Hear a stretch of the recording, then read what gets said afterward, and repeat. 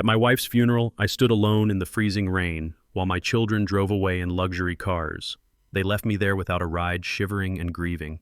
The very next morning, they kicked down my door to put me in a nursing home and sell the house I built with my own hands. They thought I was just a helpless, broke old man. They were wrong. My wife did not leave me with debt. She left me with a secret weapon worth $12 million, and I was about to use it to destroy them. Before I continue this story, please like and subscribe if you have ever had to stand your ground against people who underestimated you. Let me know in the comments where you are watching from. My name is Winston Carter. I am 68 years old. The rain at Southview Cemetery in Atlanta was relentless. It was not a soft drizzle. It was a cold, hard downpour that turned the Georgia red clay into a slick, treacherous mud. I stood by the open grave, my black suit heavy with water soaking through to my skin. I watched the mahogany casket disappear into the dark earth. Beatrice. My Beatrice. 40 years of marriage, 40 years of fighting the world together, gone in a heartbeat. I looked around the gravesite. There were only 4 other people there. My son Dante, my daughter Nia, and their spouses. Not a single one of them was standing next to me. They were huddled under large, expensive black umbrellas, checking their watches and tapping their feet. They were not crying. They looked annoyed. Dante was actually scrolling on his phone while the pastor spoke the final words. It was as if they were waiting for a boring meeting to end so they could get back to their real lives. The pastor closed his Bible. Finally, I heard Dante mutter. He grabbed his wife Paige's arm. "Let's go," he said loud enough for me to hear. "This mud is ruining my Italian leather shoes." They turned their backs on the grave. They turned their backs on me. They walked straight toward the paved road where their cars were parked. Dante unlocked his white Tesla. Nia and her husband Braden climbed into their massive luxury SUV. I stood there, water dripping from the brim of my hat, my hands trembling. My old truck had broken down 2 days ago. The transmission finally gave out. They knew that. They knew I had no way to get home. I swallowed my pride and walked toward them. My shoes made sucking sounds in the mud. I tapped on the window of Braden's SUV. Braden rolled the window down just an inch. He didn't unlock the door. He didn't look me in the eye. He looked at my wetsuit with disgust. "Can I get a ride home, son?" I asked. My voice was raspy. The cold was getting into my lungs. Braden sighed, a sound of pure inconvenience. "Sorry, Winston," he said. "The back seat is full of the flower arrangements from the service. We don't want to get the upholstery wet or dirty. You can call an Uber, right?" He didn't wait for an answer. He rolled up the window. I watched as he put the car in gear. I saw Nia in the passenger seat. She didn't even turn her head to look at me. She was fixing her makeup in the visor mirror. They drove away. I watched the taillights of my children fade into the gray mist of the cemetery. I was alone. I stood by the cemetery gate for 45 minutes waiting for a car. The rain never stopped. I shivered, but the cold I felt wasn't just from the weather. It was a deep, freezing ache in my chest. I thought about the last thing Beatrice said to me in the hospital. Her breathing was shallow, the cancer taking everything she had left, but her eyes were sharp. "Winston," she had whispered, pulling me close. "Don't let them see you cry. And never let them find the blue notebook." I didn't know what she meant then. I thought it was the medication talking. Now standing abandoned by my own blood, I started to wonder. The Uber driver looked at me with pity when I finally climbed into his car. I didn't say a word. I just watched the city of Atlanta pass by, blurred by the rain on the glass. When we pulled up to my small, single-story brick house, the place Beatrice and I had lived in for 30 years, something felt wrong. I paid the driver and walked up the driveway. I reached under the terracotta pot on the porch where we always kept a spare key. It was gone. My heart skipped a beat. I tried the doorknob. It turned in my hand. It was unlocked. Panic surged through me. I pushed the door open and stepped inside. The house was dark, but the air felt disturbed. It smelled of expensive perfume. Paige's perfume. I walked into the living room, dripping water onto the hardwood floor. I looked at the mantel where I kept Beatrice's urn and her favorite photo. The photo frame was crooked. Someone had moved it to look behind it. I went to the kitchen. The drawers were slightly open. Papers on the counter had been shuffled. This wasn't a random burglary. They hadn't taken the TV or the microwave. They were looking for something specific. My phone buzzed in my wet pocket. I pulled it out. A text message from Dante. It read, "Be ready at 8 a.m. tomorrow. We are coming over. We need to talk about your living situation. It is time to make some changes. I stared at the screen. My hand stopped shaking. The sadness evaporated, replaced by a clarity I hadn't felt in years. They hadn't just left me in the rain. They had invaded my sanctuary while I was burying their mother. They had taken the key so they could come and go as they pleased. I walked to the front door and locked it. I slid the deadbolt home, knowing it wouldn't stop them. I looked at the empty chair where Beatrice used to sit and knit. "It has begun, Beatrice," I said to the empty room. "You were right. I didn't turn on the heat." I sat in the dark, still in my wet funeral clothes, waiting for the sun to rise.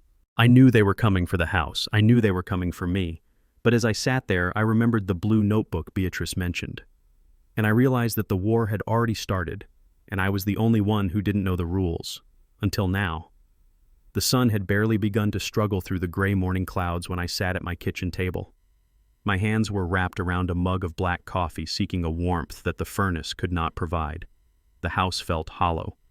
Without the sound of Beatrice humming while she fried eggs, without the rhythm of her slippers shuffling across the hardwood, the silence was heavy enough to crush a man. I had not slept. I had sat in the dark watching the streetlights, waiting for the enemy to arrive. Dante had said 8 o'clock. I looked at the old analog clock on the wall. It was 7:55. I did not even get to take the first sip of my coffee. There was no knock. There was no doorbell. There was only the metallic scrape of a key sliding into the lock. My spare key. The one they had stolen while I was standing in the rain yesterday. The front door swung open with a violence that rattled the picture frames on the walls. They did not walk in. They invaded. It was a coordinated assault. Dante led the way, his face set in a mask of faux urgency. Behind him came Paige, her heels clicking sharply on the floor like the ticking of a bomb. Then Naya, looking down at her shoes, unable to meet my eyes. And finally, Braden, my son-in-law, who walked in with the swagger of a man who already owned the place. Not one of them said good morning.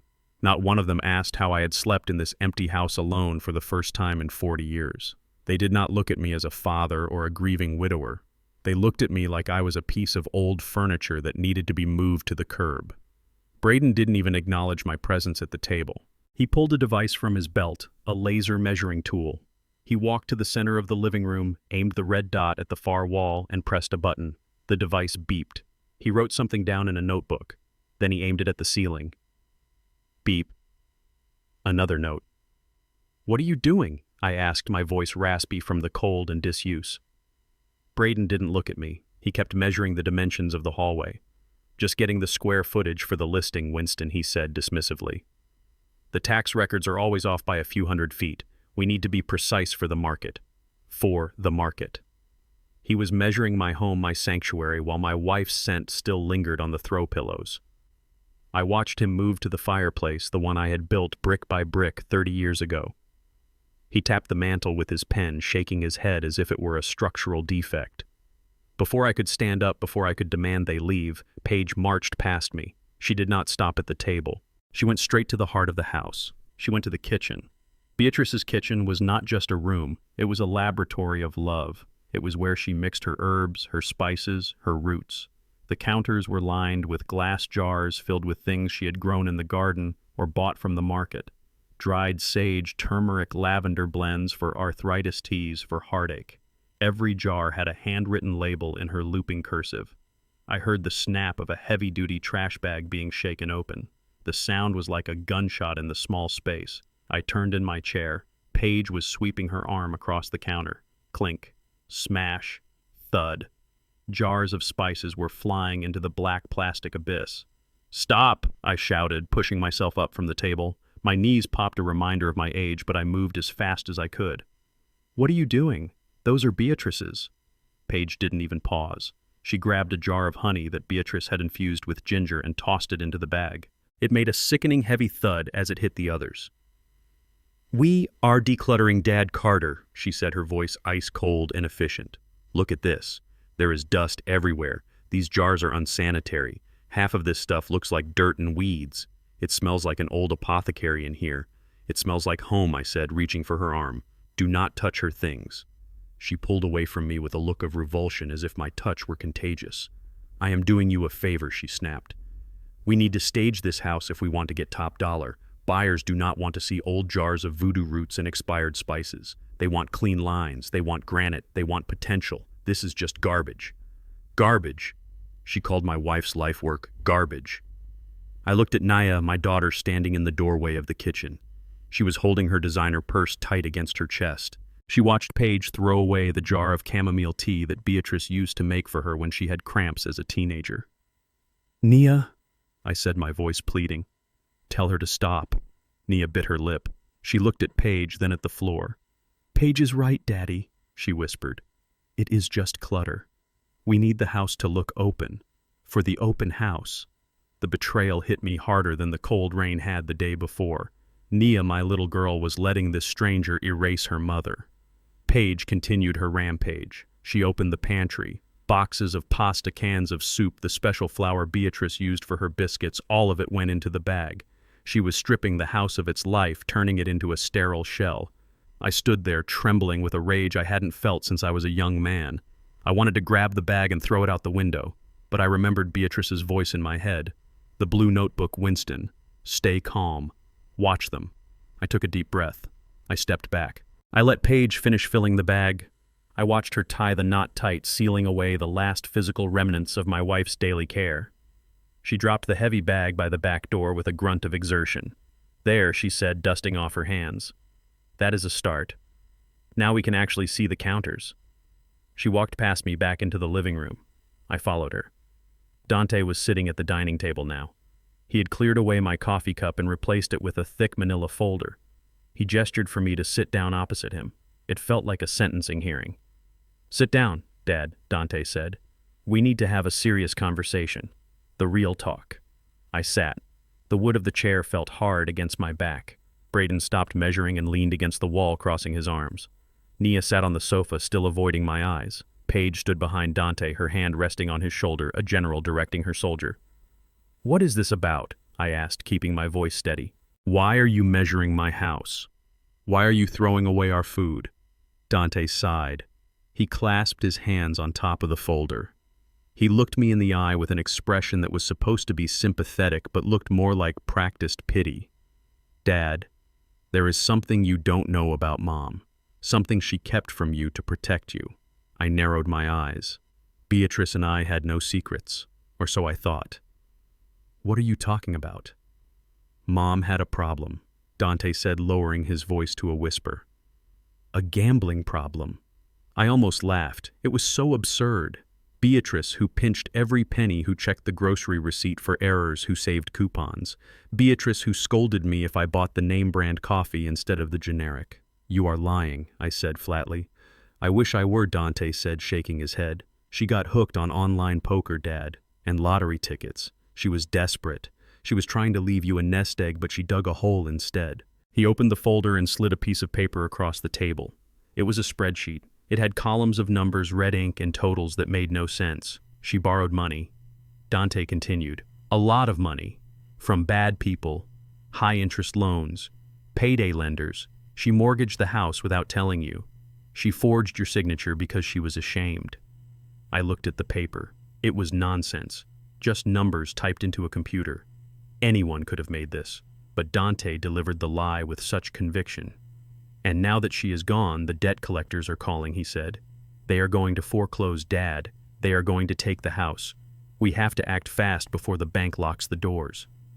I stared at him. This was his play. He was defaming his dead mother to steal her house. He was painting her as a reckless addict to justify his greed. The disrespect was so profound it left me breathless. "So what is the plan?" I asked, playing along. "We have to sell," Braden chimed in from the wall. "We have to sell immediately. Cash offer if possible. I have some investors who can close in 3 days. It is the only way to pay off the debt and salvage a little bit of equity." "And where do I go?" I asked. Dante smiled. He reached into the folder again and pulled out a glossy brochure. He slid it on top of the fake spreadsheet. It had a picture of smiling elderly people playing checkers in a sunroom. "Oakwood Senior Living," Dante said. "It is a great place, Dad. We already put down a deposit. It is fully assisted. You won't have to worry about cooking or cleaning or maintenance. You can just relax." I looked at the brochure. I knew Oakwood. Everyone in our neighborhood knew Oakwood. It was a warehouse for the forgotten. It was where you sent people when you wanted them to die quickly and cheaply. It smelled of urine and bleach and despair. It was the cheapest facility in the county. "You want to put me in Oakwood," I said. "It is for your own good," Paige said, stepping forward. "You can't handle this house alone, Winston. You are pushing 70. You are grieving. You are confused. We are trying to save you from being homeless." "We did the math," Dante said. "If we sell the house this week, we can pay off Mom's gambling debts and have just enough left to cover your first year at Oakwood. After that, well, we will figure it out." The audacity was staggering. They were not just stealing the house. They were stealing my life. They were erasing my past and canceling my future. They wanted me locked away in a room with a shared bathroom and a view of a brick wall while they split the money from the house Beatrice and I had worked 40 years to pay off. "You have to move out by Sunday," Braden said, checking his watch. "The staging crew comes Monday morning. We need the house empty. We will bring boxes tomorrow. You can take one suitcase of clothes and a few personal items. The rest goes to the estate sale." One suitcase. 40 years of life reduced to one suitcase. I looked at Nia. "Is this what you want, baby girl? You believe your mother was a gambler." Nia finally looked at me. Her eyes were wet, but her jaw was set. "Mom had secrets, Daddy," she said, her voice trembling. "We have to clean up her mess. It is the only way."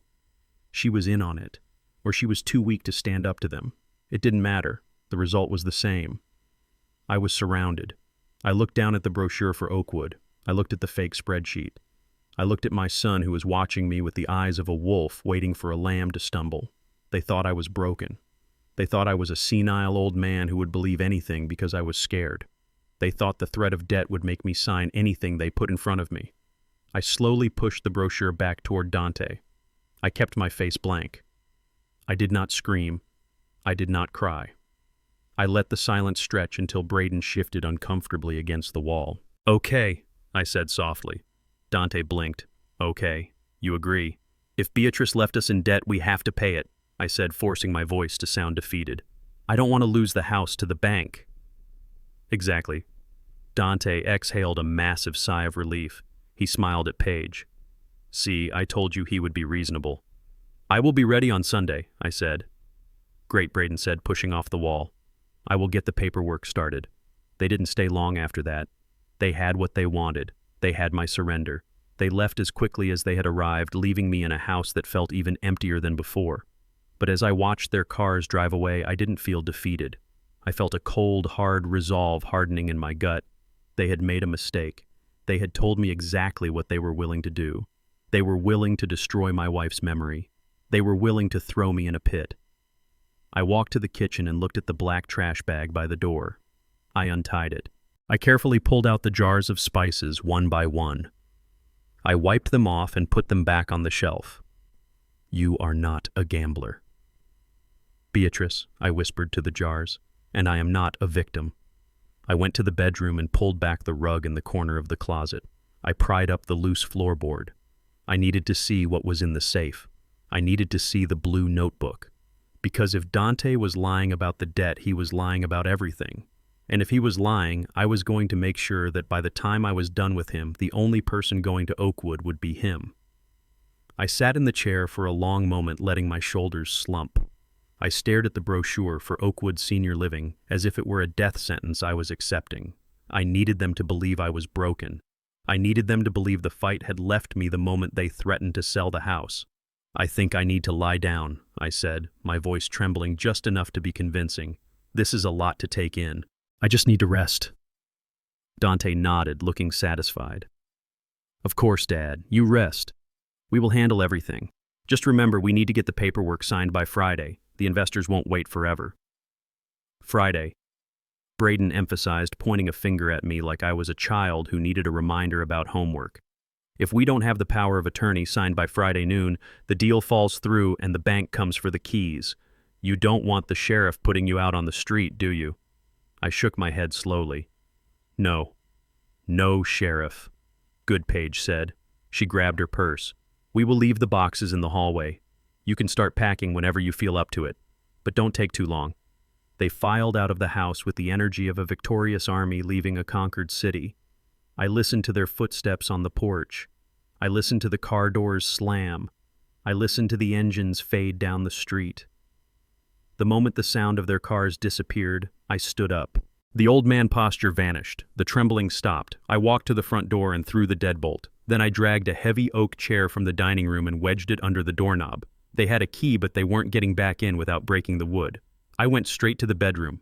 Beatrice and I had shared this room for 3 decades. It still smelled like her lavender laundry detergent. I walked to the heavy wooden bed frame we had bought for our 10th anniversary. I grabbed the mattress and heaved it to the side. It was heavy, but adrenaline gave me the strength of a man half my age. I pushed the box spring against the wall. Then I knelt on the floor. I pulled back the dusty oriental rug that covered the center of the room. Underneath, the hardwood floor looked seamless to the naked eye.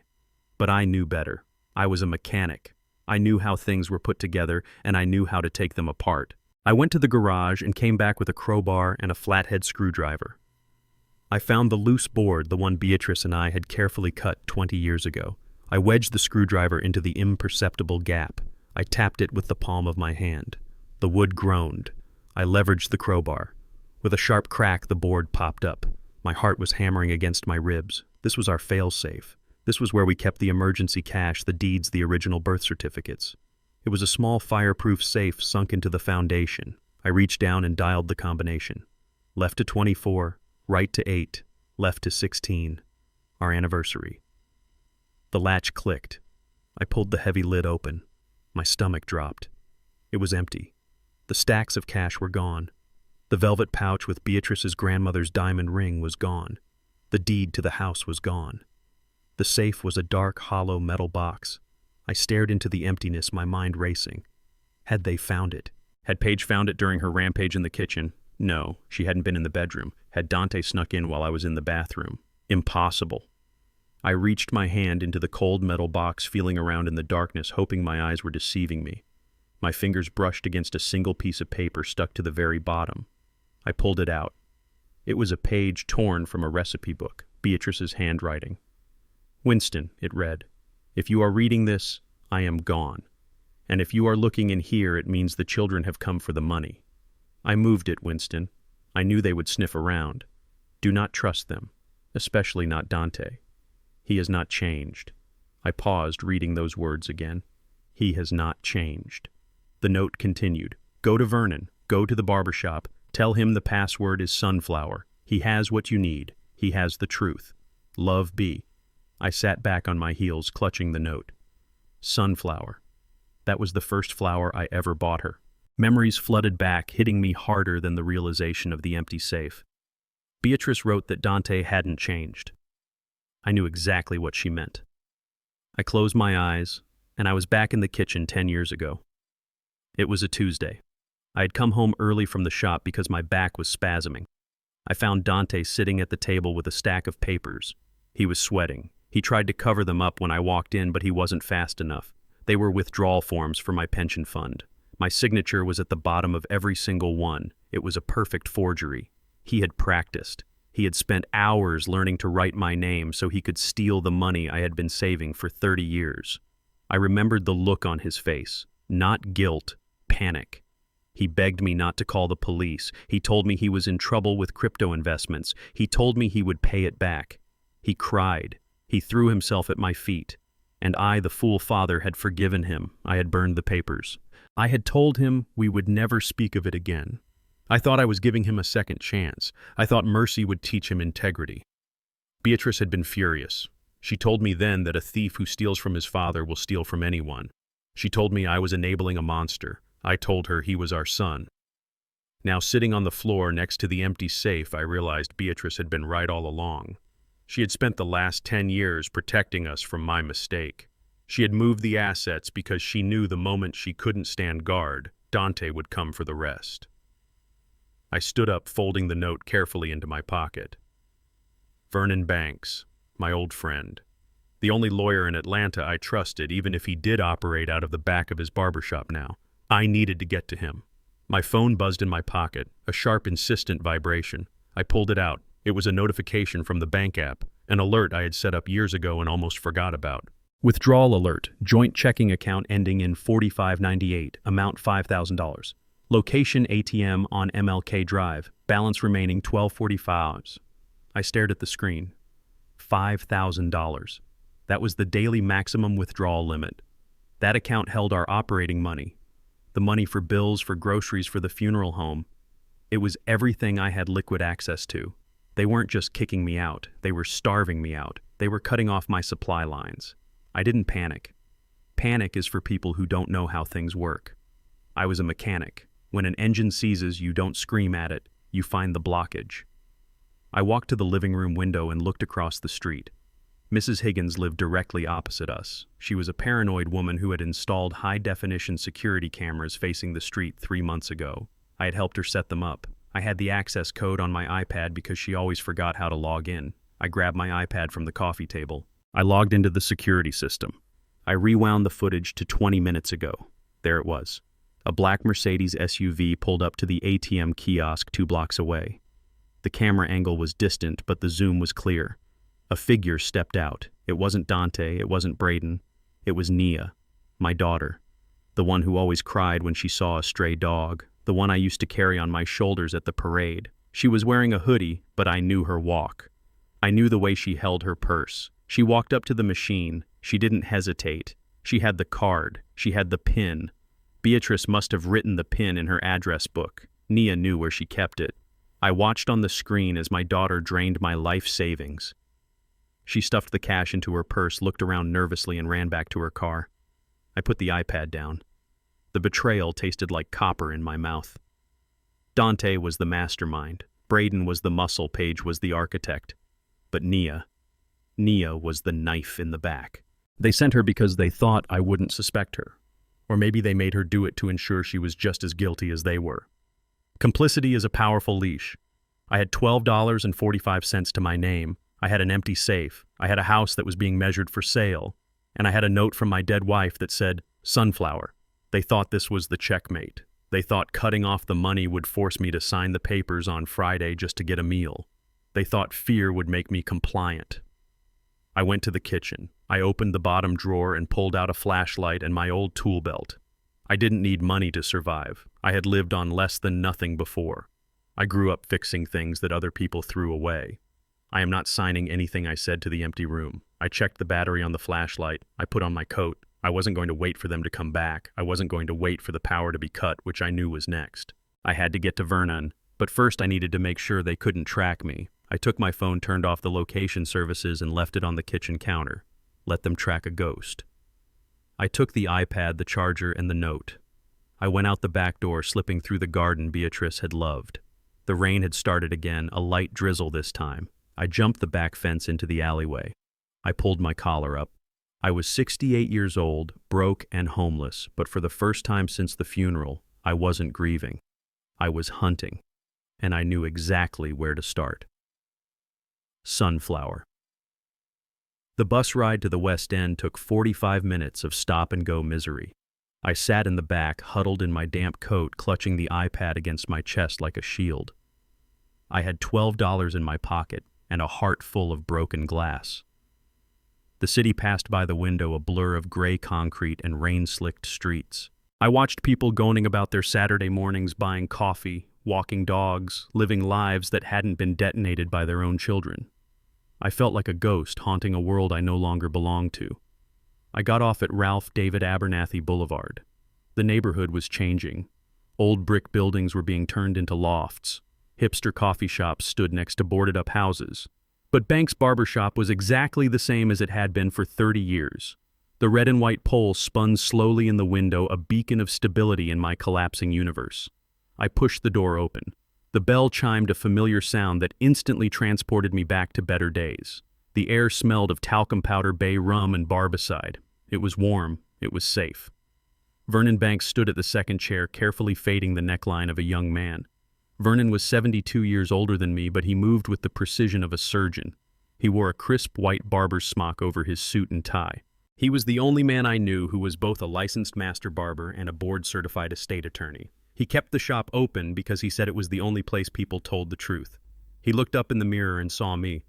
His clippers didn't stop, but his eyes narrowed. He saw the wet clothes.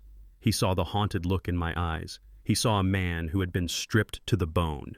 He finished the fade. He dusted the young man off, took his cash, and walked him to the door. He flipped the sign to closed and locked it. Then he turned to me. "Winston," he said, his voice deep and gravelly, "you look like hell warmed over." I didn't have the energy for small talk. I walked up to him, my hand shaking as I pulled the crumbled recipe page from my pocket. "Sunflower," I whispered. Vernon froze. The professional mask dropped. He looked at the paper, then at me. He didn't ask questions. He didn't ask about the funeral. He simply nodded a sharp, decisive movement. "Come to the back," he said. He led me past the chairs through the break room to a heavy steel door that looked like it belonged in a bank vault.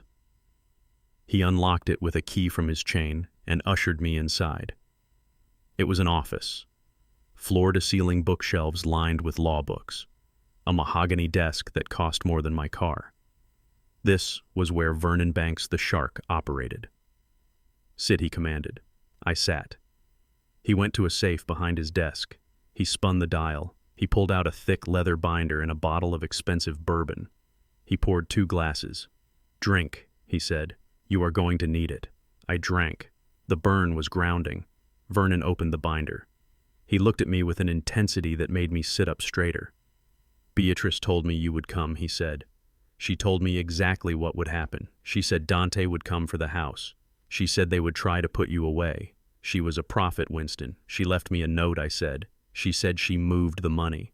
But Vernon, they drained the checking account. They are selling the house. They said she was a gambler. They said she left us in debt." Vernon let out a short, sharp laugh.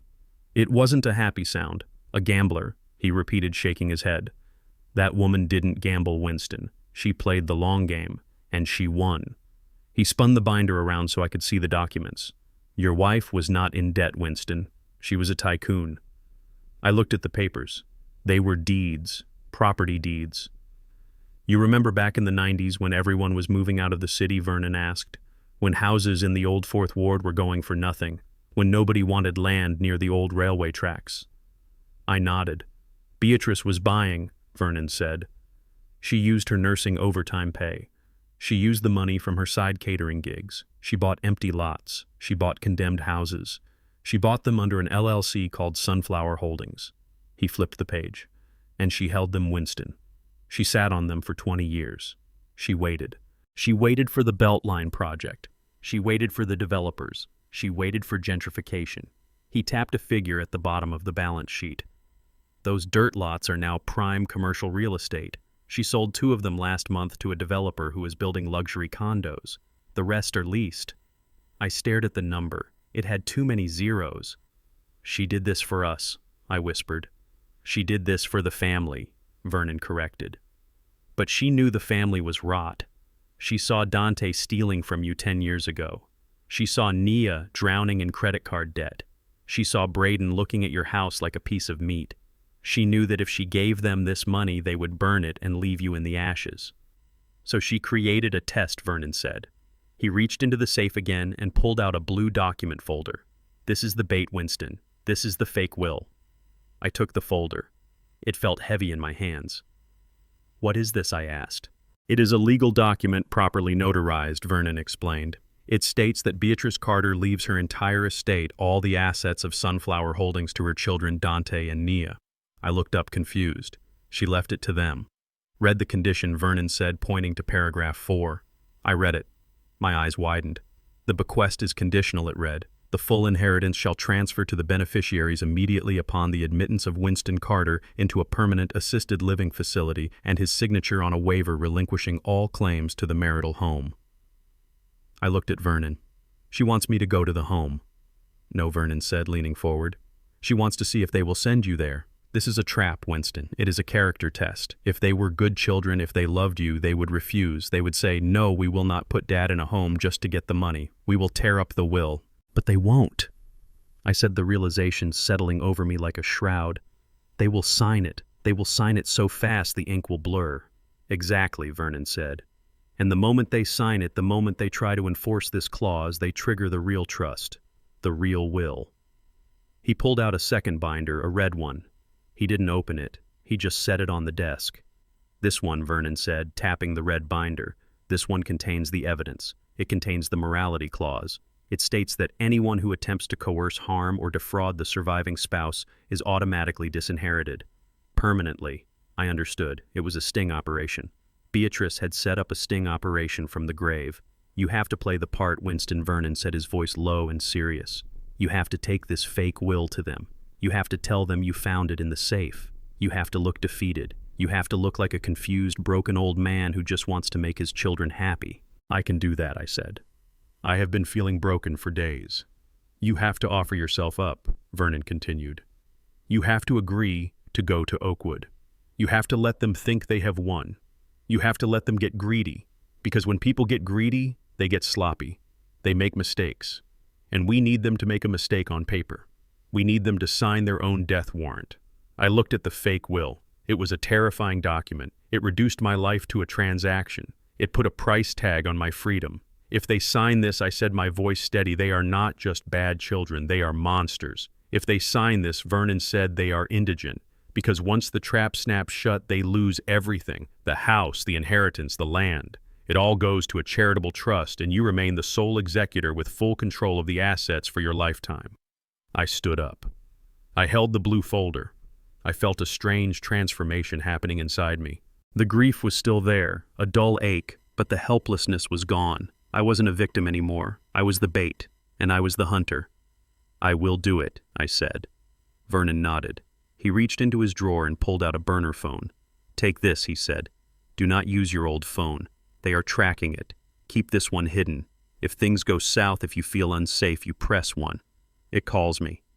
You press 2, it calls my private security team.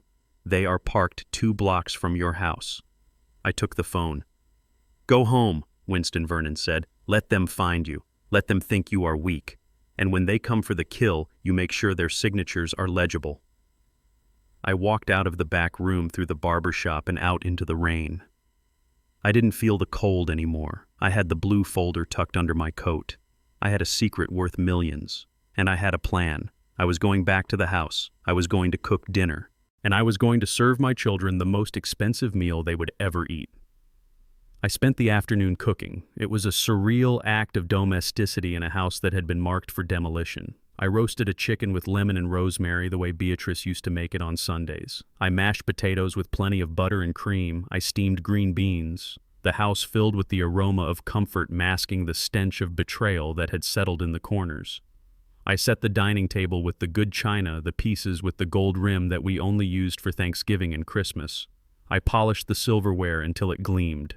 I was setting the stage for their victory dinner, or so they thought. At 6 o'clock sharp, the cars pulled into the driveway. They were punctual when they thought there was money on the table. Dante and Paige walked in first, carrying a bottle of expensive red wine. Nia and Braden followed, looking less like guests and more like sharks smelling blood in the water. They stopped when they saw the table. They looked surprised. I suppose they expected to find me crying in the dark or packing my single suitcase. Instead, they found a feast. Welcome, I said, forcing a smile that felt like it was cracking the skin of my face. Please sit down. I have made a decision. Dante exchanged a look with Paige, a look of triumph. They sat down. Braden loosened his tie, looking around the room with a proprietary air. This is nice, Winston, Braden said, unfolding his napkin. A nice farewell dinner. Very civilized. I brought out the chicken and placed it in the center of the table. I poured the wine they had brought.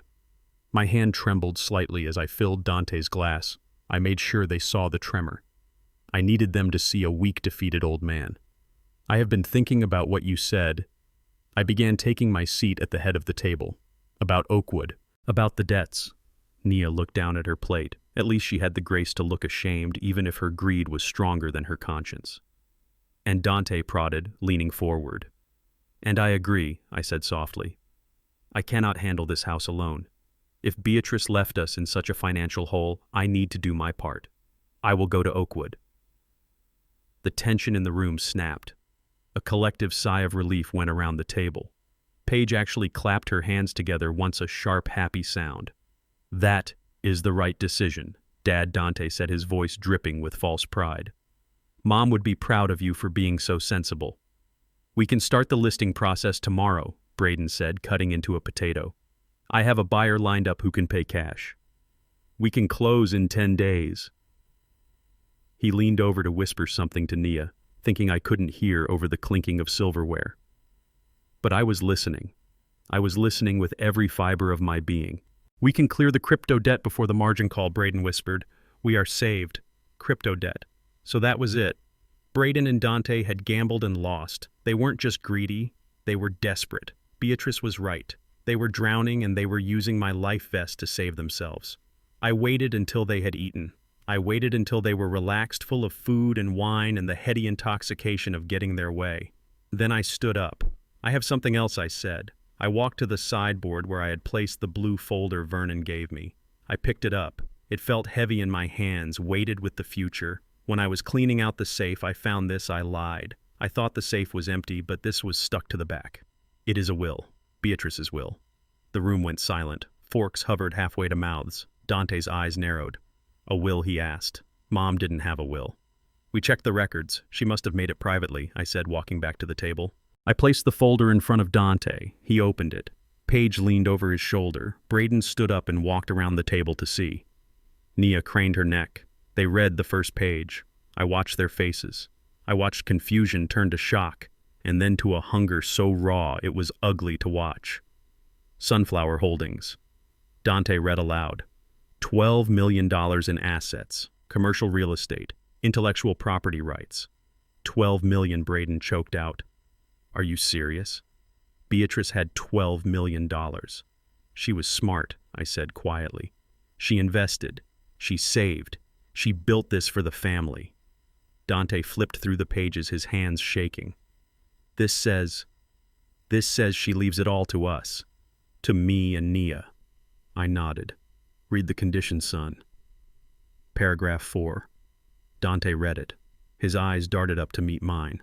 "Upon the voluntary admittance of Winston Carter to a permanent care facility, and his signature waiving all rights to the marital home, the full assets of Sunflower Holdings shall transfer immediately to the beneficiaries." He looked at me. He looked at the paper. He looked at Paige. "She wants you to go to the home," Paige whispered, her voice trembling with excitement. "She left the money to us, but only if you are taken care of. It is a provision for your care, Winston. Do you see? She wanted this." Nia burst into tears. Loud theatrical sobs. "Oh, Mama," she wailed. "She loved us so much. She knew we were struggling. She did this to save us." It was a disgusting display. Beatrice had done this to test them, and they were failing the test with flying colors. They didn't care that the will required them to discard their father. They only saw the number, 12 million. "So if I sign the waiver and I go to Oakwood, you get the inheritance," I said, clarifying the terms of my own demise. "It is what she wanted, Dad," Dante said, pushing the folder toward me. "Look, it is right here in black and white. It is a legal document. We have to honor her wishes."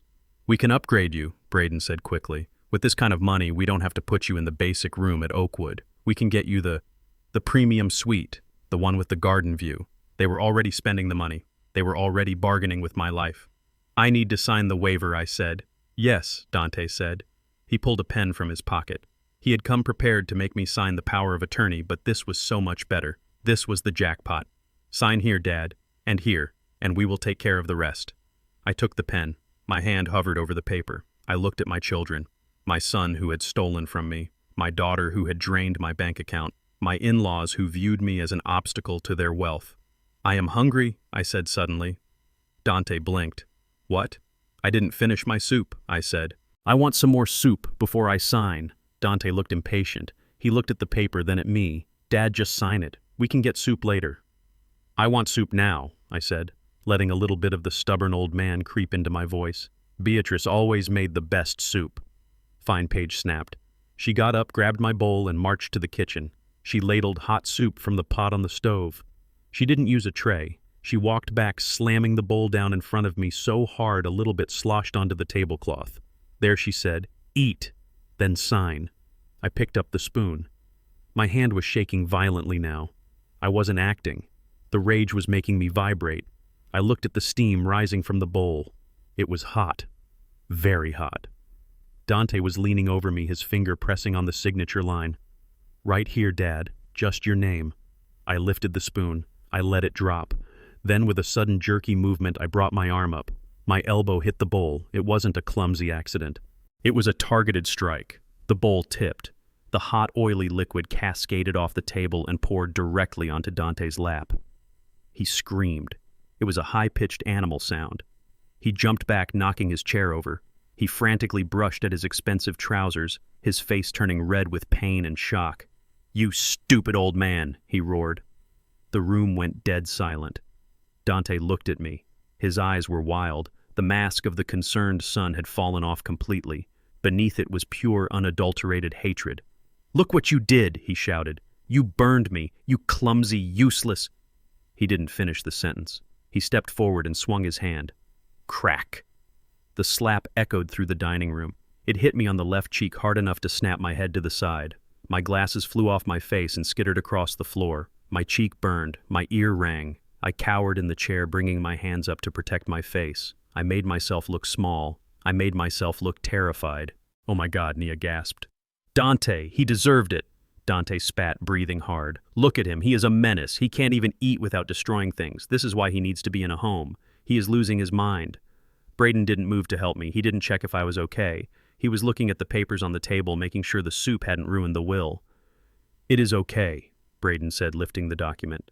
"The papers are dry. Just get him to sign it, Dante. Let's get this over with." Paige was handing Dante a napkin for his pants. She looked at me with disgust. "You really are a burden, Winston," she hissed. I stayed huddled in the chair. I didn't touch my cheek. I let the red mark swell. I looked at the floor where my glasses lay broken.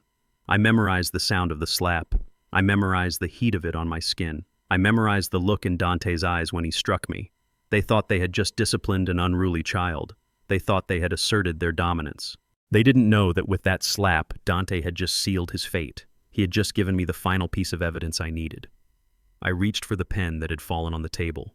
My hand was steady now. "I am sorry," I whispered, keeping my head down. "I am so sorry. I will sign." Dante snatched the paper and smoothed it out. "Sign it," he ordered. I signed. I wrote my name clearly. "Winston Carter." "There," Braden said, snatching the paper away the moment the ink was dry. "Done. We are done." Dante glared at me one last time. "You pack your bag tonight," he said. "We are taking you to Oakwood first thing in the morning. I am not spending another day babysitting you." They gathered their things. They took the fake will. They took the wine bottle. They left me sitting at the table with the spilled soup and the broken glasses. When the door closed behind them, I slowly sat up. I touched my cheek. It throbbed. Good. The bruise would be colorful by morning. I stood up and walked to the window. I watched them high-fiving in the driveway. I watched them celebrate their victory. "Enjoy it," I whispered to the glass. "Enjoy it while it lasts. Because tomorrow the real will kicks in. And tomorrow I am not the father you slapped. Tomorrow I am the judge, the jury, and the executioner." I woke up with the taste of blood still lingering in my mouth. My left cheek was swollen hot to the touch and tight against the pillow. The morning light filtering through the curtains was gray and heavy, matching the ache in my bones. I lay there for a moment listening. The house was silent. Too silent. I sat up expecting to hear the aggressive clatter of Dante and Paige in the kitchen preparing to drag me to Oakwood. But there was nothing. No voices, no footsteps, just a low, steady hissing sound. Sssss. It was coming from the hallway. I threw the covers off. My legs were stiff, but adrenaline surged through my veins, sharpening my senses. I opened the bedroom door. The smell hit me first. It was thick, cloying, and unmistakable. Natural gas. It filled the hallway, heavy and suffocating. I ran toward the kitchen. The sight that greeted me stopped me dead in my tracks. The kitchen was a war zone. My chairs were overturned. The drawer containing the silverware had been pulled out and dumped onto the floor, scattering knives and forks everywhere. But the centerpiece of the chaos was the stove. All 4 burners were turned on high. The blue flames roared, licking at the empty air, consuming oxygen, pumping heat and gas into the room. I rushed forward, my hands shaking as I twisted the knobs to the off position. 1, 2, 3, 4. The roaring stopped. The silence returned, but the danger hung in the air like a poisonous cloud. I turned around, gasping for breath, and my foot crunched on something sharp. I looked down. My heart shattered. Lying on the linoleum floor was the large framed photograph from our wedding day. Beatrice and I, young and hopeful, standing in front of this very house 40 years ago. The glass was smashed to powder. The photo itself had been ripped down the middle, separating Beatrice from me. I fell to my knees. I reached for the pieces, ignoring the shards of glass that bit into my fingertips. Who would do this? Why would they destroy this? Before I could even gather the pieces, the front door burst open. It was not a normal entry. It was a raid. Dante and Paige rushed in. They didn't look surprised. They didn't sniff the air and ask about the gas. They came in with a purpose. Dante had his phone held high, the camera lens pointed directly at me. The red recording light was blinking. "Oh my God! Dad!" Dante shouted, his voice pitched high and theatrical. "Look at what you did. Look at this mess." I looked up, clutching the torn photo of Beatrice. "I didn't do this," I croaked. "The stove was on. Someone turned the stove on. You turned the stove on!" Winston Page screamed, stepping into the frame of the video. "You forgot again. We could smell the gas from the driveway. You almost blew up the neighborhood." I stood up, the glass falling from my hands. I did not forget. I was asleep. Dante moved the camera, panning across the overturned chairs, the scattered silverware, and finally resting on the smashed wedding photo. "Look at this violence," Dante narrated for the camera, his voice shaking with fake fear. He got confused again. He had another episode. He smashed Mom's picture. He doesn't even know who he is right now. "I am not confused," I roared, stepping toward him. "You did this. You broke her picture. Stay back." Paige yelled, jumping in front of Dante as if she were protecting him from a wild animal. "Do not hurt him, Winston. We know you are having an episode. We know you are sundowning." Sundowning? It was 8 a.m. I looked at them. I looked at the performance, and suddenly the cold, hard logic of it clicked into place. This wasn't just cruelty. This was documentation. They weren't satisfied with the fake will. They weren't satisfied with the house. They needed insurance. They needed proof that I was mentally incompetent. If they could prove I was a danger to myself and others, they could get emergency guardianship. They could bypass the waiting period. They could lock me away in the memory care unit at Oakwood, the locked wing where people go in and never come out. "This is a setup," I said, my voice low and dangerous. "You are staging this." "Dad, stop it," Dante said, keeping the camera steady on my face. "You are not making sense. You are paranoid. That is a symptom. Look at your eyes. You are manic." He zoomed in on my face. I knew what I looked like. Unshaven, bruised cheek, wild hair from sleep, desperate. I looked exactly like what they wanted me to look like. A crazy old man. "We have to secure the environment," Paige said, her voice shifting into a clinical, authoritative tone. "She wasn't my daughter-in-law anymore. She was a nurse." I remembered then that Paige had worked in a state psychiatric facility for 5 years before she met Dante. She knew the lingo, she knew the protocols, and she knew exactly how to break a person. She marched toward me. She didn't flinch. She grabbed my arm with a grip that was surprisingly strong. "We need to get you to your room, Winston," she said. "You need to de-escalate." "Get your hands off me," I said, trying to pull away. "He is resisting," Paige called out to the camera. "He is becoming combative. Dante, help me." Dante lowered the phone but didn't stop recording. He grabbed my other arm. Together they dragged me out of the kitchen. I stumbled over the overturned chairs. I kicked. I shouted. But every struggle just added to their evidence. Every scream just proved I was unstable. They shoved me into my bedroom. I fell backward onto the bed, the mattress groaning under the impact. Dante stood in the doorway, blocking my exit. Paige scanned the room. Her eyes landed on the nightstand. "Where is your phone, Dad?" Dante asked. I looked at the empty spot on the nightstand where my smartphone usually sat. "I don't know," I said. "You probably hid it," Paige said. "Paranoid delusions often lead to hiding communication devices. We need to find it. He cannot be making calls in this state. He will call the police and tell them nonsense. He will embarrass the family." She began to tear the room apart. She pulled open the drawers. She checked under the pillows. She found my smartphone plugged into the charger behind the dresser. "Got it," she said, holding it up like a trophy. "Give me my phone," I demanded, sitting up. "No, Winston," she said, slipping it into her pocket. "This is for your own good. You need to rest. You need a quiet environment. No stimulation. We will give it back when you are lucid." When I am lucid. That meant never. Dante stepped back into the hallway. Paige followed him. "Stay in here, Dad," Dante said. "Do not come out. If you try to burn the house down again, we will have to restrain you. Do you understand?" They slammed the door. I heard the lock click. I stared at the closed door. The sound of the lock engaging was final. I was a prisoner in the house I had built. I sat on the edge of the bed, my breathing ragged. I looked at my hands. They were trembling, but not from age, from rage. They had crossed the final line. Theft was one thing, physical assault was another. But this psychological warfare was evil. They were trying to erase my mind. They were trying to rewrite my reality so that I would doubt my own sanity. But they had made a mistake, a critical, arrogant mistake. They thought they knew everything about this house. They thought they knew everything about me. I stood up and walked to the closet. I pushed aside the hanging coats. I reached into the pocket of my old fishing jacket, the one I hadn't worn in 3 years. My fingers brushed against cool plastic. I pulled out the burner phone Vernon had given me. It was fully charged. I didn't turn it on yet. I waited. I listened at the door. I could hear them in the living room. "Did you get the video?" Paige asked. "Yeah," Dante replied. "It is perfect. He looks completely unhinged. The bruise on his face actually helps. It looks like he fell during a fit." "Send it to Dr. Evans," Paige said. "Tell him it is an emergency. Tell him we need an immediate committal order. Tell him we fear for our safety." I smiled in the darkness of the closet. Dr. Evans. That was the new doctor, the one they had found to replace Dr. Sterling, the one who would sign anything for a price. They were building their case. They were constructing a narrative of a violent, demented old man. But narratives have two sides, and I had something they didn't have. I had the truth. And I had Vernon. I pressed the power button on the burner phone. The screen lit up a small beacon of hope in the gloom. I dialed Vernon's number. It rang once. Banks Barbershop. Vernon's voice growled. "It is me," I whispered. Winston, Vernon said immediately. His tone shifted from casual to alert.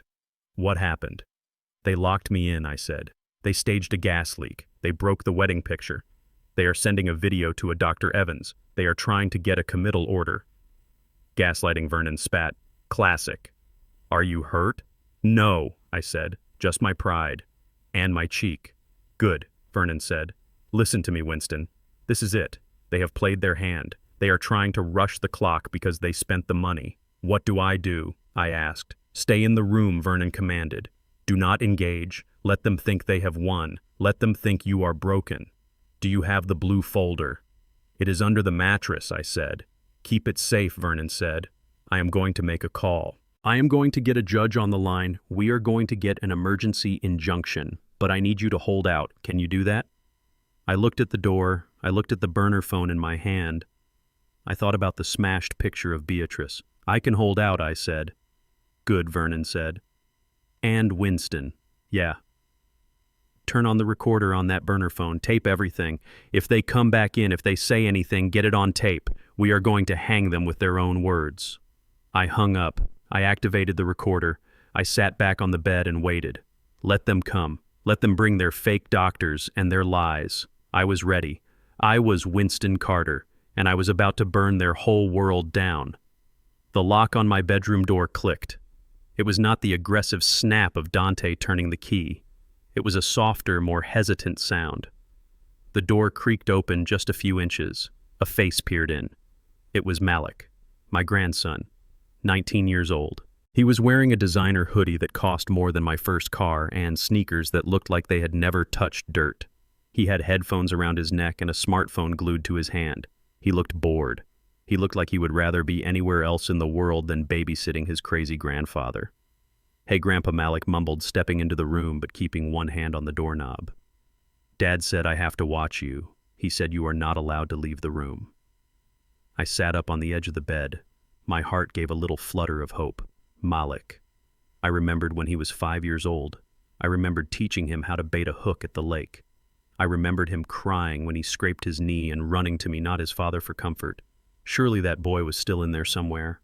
Surely the corruption of his parents hadn't rotted him to the core yet. "Malik," I said, keeping my voice low and calm. "I am so glad it is you." Malik shifted his weight, looking uncomfortable.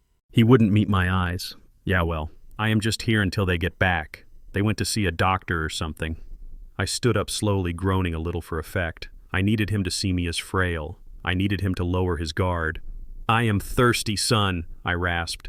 "They didn't leave me any water. My throat is burning." Malik looked at the empty nightstand. He looked at me. He sighed the heavy sigh of a teenager asked to do a chore. "Fine," he said. "I will get you a glass. But you have to stay here. If you come out, Dad will kill me." "I won't move," I promised.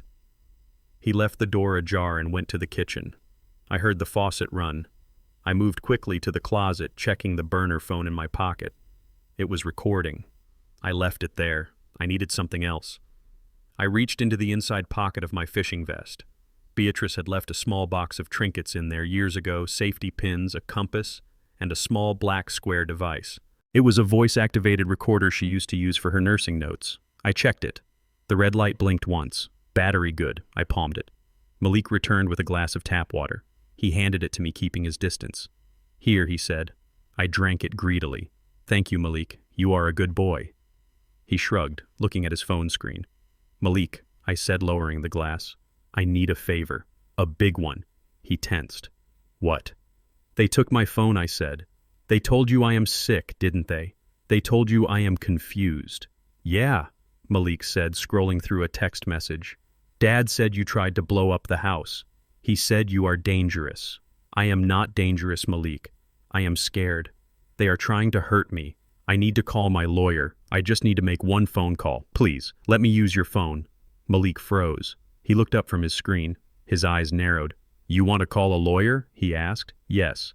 "Vernon Banks. You remember Mr. Vernon? He gave you your first haircut." Malik took a step back. He looked at the phone in his hand. He looked at the door. I saw the conflict in his face. It was a flicker of conscience battling against a lifetime of conditioning. I don't know, Grandpa," he stammered. "Dad said no calls. He said you would try to trick me." "I am not tricking you," I pleaded. "I am your grandfather. I love you. Look at me. Do I look crazy to you? Or do I look like a man who has been beaten and locked in a room?" He looked at my bruised cheek. He looked at the fear in my eyes. For a second, I thought I had reached him. His hand twitched, extending the phone toward me just an inch. Then his phone buzzed. A text message. He pulled it back. He looked at the screen. "Who is that?" I asked. "It is Dad," Malik mumbled. He typed something quickly. His thumbs moved with lightning speed. I watched him. I saw his eyes dart back to me, then back to the screen. "What are you telling him?" "Malik," I asked, stepping closer. "Nothing," he said defensively. "I am just checking something." I was close enough now. My eyesight was still sharp. I glanced down at the screen. I saw the message bubbles. "Grandpa wants to call a lawyer," Malik had typed. My heart sank. He had reported me. He hadn't hesitated. He had gone straight to the command center. 3 dots appeared on the screen. Dante was typing. The reply popped up. "Stall him. Do not let him make any calls. Keep him in the room. Do this, and the Mustang is yours next week." The Mustang. I stared at the words. A car. My son was buying my grandson's loyalty with a car. My freedom, my dignity, my life. It was all being traded for a piece of metal with a V8 engine. Malik read the message. A small, greedy smile touched the corners of his lips. The conflict in his eyes vanished, replaced by the cold calculation of a mercenary who had just received his payment. He put the phone in his pocket. He looked at me and his face changed. It hardened. He put on a mask of fake regret that looked disturbingly like his father's. "Sorry, Grandpa," he said, shrugging his shoulders. "My battery just died. I can't make any calls." He lied to my face. He lied without blinking. He lied for a Mustang. I felt a pain in my chest that had nothing to do with my heart condition. It was the death of hope. I realized then that the corruption ran too deep. It was genetic. Or maybe it was learned, passed down from father to son, like a family heirloom of toxicity. Malik wasn't a victim. He was a recruit. I looked at him, really looked at him. I saw the emptiness behind his eyes. I saw the selfishness. I saw Dante all over again. "That is a shame," I said, my voice heavy with a sadness he couldn't possibly understand.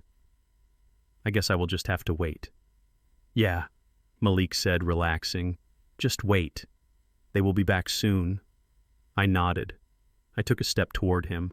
I opened my arms. "Can I at least get a hug?" I asked. "I am feeling very alone right now, Malik." Malik hesitated. He looked repulsed by the idea of touching me, but he wanted to keep me calm. He wanted that Mustang. He needed to be the good jailer. "Sure, Grandpa," he said, stepping into my embrace. It was a stiff, awkward hug. He patted my back quickly, eager to pull away. I held him for a second longer than he wanted. I pressed him close. And with my right hand, I slipped the small black recorder into the deep front pocket of his hoodie. It slid in silently, nesting next to a pack of gum. "I love you, Malik," I whispered. "I hope it is worth it." "What?" he asked, pulling back. Nothing, I said, stepping away, just talking to myself. Old man stuff. He looked at me suspiciously, patting his pockets. He felt his phone. He felt the gum. He didn't notice the extra weight. "You should lay down," he said. "I will," I said. I sat back on the bed. Malik backed out of the room. He closed the door. I heard the lock click again. I sat there in the silence. I had planted the bug. Now, wherever Malik went, I would hear. If he talked to Dante, if he talked to Paige, if he bragged to his friends about the new car he was getting for selling out his grandfather, I would have it all. I lay back on the pillow and stared at the ceiling. Tears leaked from the corners of my eyes. I wasn't crying because I was trapped. I was crying because I had just lost the last piece of my family. Malik was gone. The boy I took fishing was dead. There was only the enemy left. And now I had a spy in their camp. The hum of the refrigerator died at exactly 4 p.m. It was the heartbeat of the house, a constant rhythmic vibration that I had stopped noticing years ago until it was gone. Then the ceiling fan above my bed slowed to a halt, the blades drifting lazily before freezing in place. The digital clock on the nightstand went blank. The silence that followed was heavy and absolute. I walked to the light switch and flipped it up and down. Nothing. I went to the bathroom and turned the faucet. A pathetic trickle of water spat out, coughed once, and then stopped completely. They had cut the utilities. I went to the bedroom window. The streetlights were on. Mrs. Higgins's house across the street was glowing with warmth. It wasn't a neighborhood blackout. It was a targeted strike. My phone buzzed. It was a text from Dante. "We had to shut off the power and water, Dad. It is for your own safety. After the gas incident this morning, we cannot risk you flooding the house or electrocuting yourself. We are doing this because we love you." Love.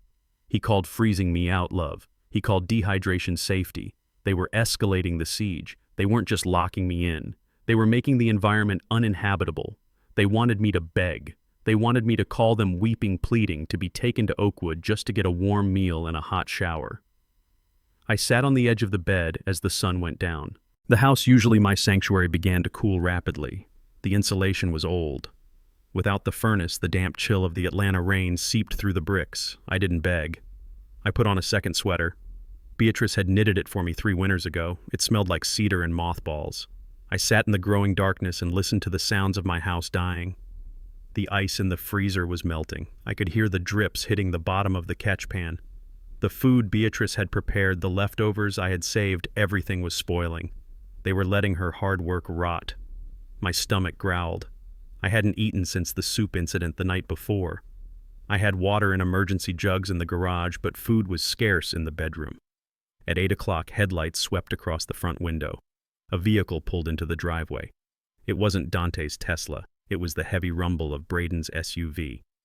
I moved to the window, staying in the shadows. Braden got out. He didn't come to the door. He walked around the side of the house to my bedroom window. He tapped on the glass with his class ring, a sharp, annoying sound. "Hey, Winston," he called out. His voice was muffled by the glass, but clear enough.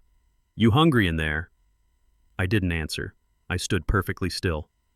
"I brought you dinner," Braden said. He held up a plastic grocery bag. It looked crumpled and old. He didn't wait for me to open the window. He didn't try to hand it to me. He pried the screen up with his fingers, unlatched the window lock, which was old and flimsy, and shoved the sash up 6 inches. He tossed the bag into the room. It landed on the floor with a dull thud. "Bon appetit," Braden laughed. "Better get used to it. This is what the menu looks like at Oakwood. Cold cuts and stale bread. It is good practice for your new life." He slammed the window shut. I watched him walk back to his car, whistling. He got in and drove away, leaving me in the dark with his charity. I waited until his taillights disappeared. Then I picked up the bag. I opened it.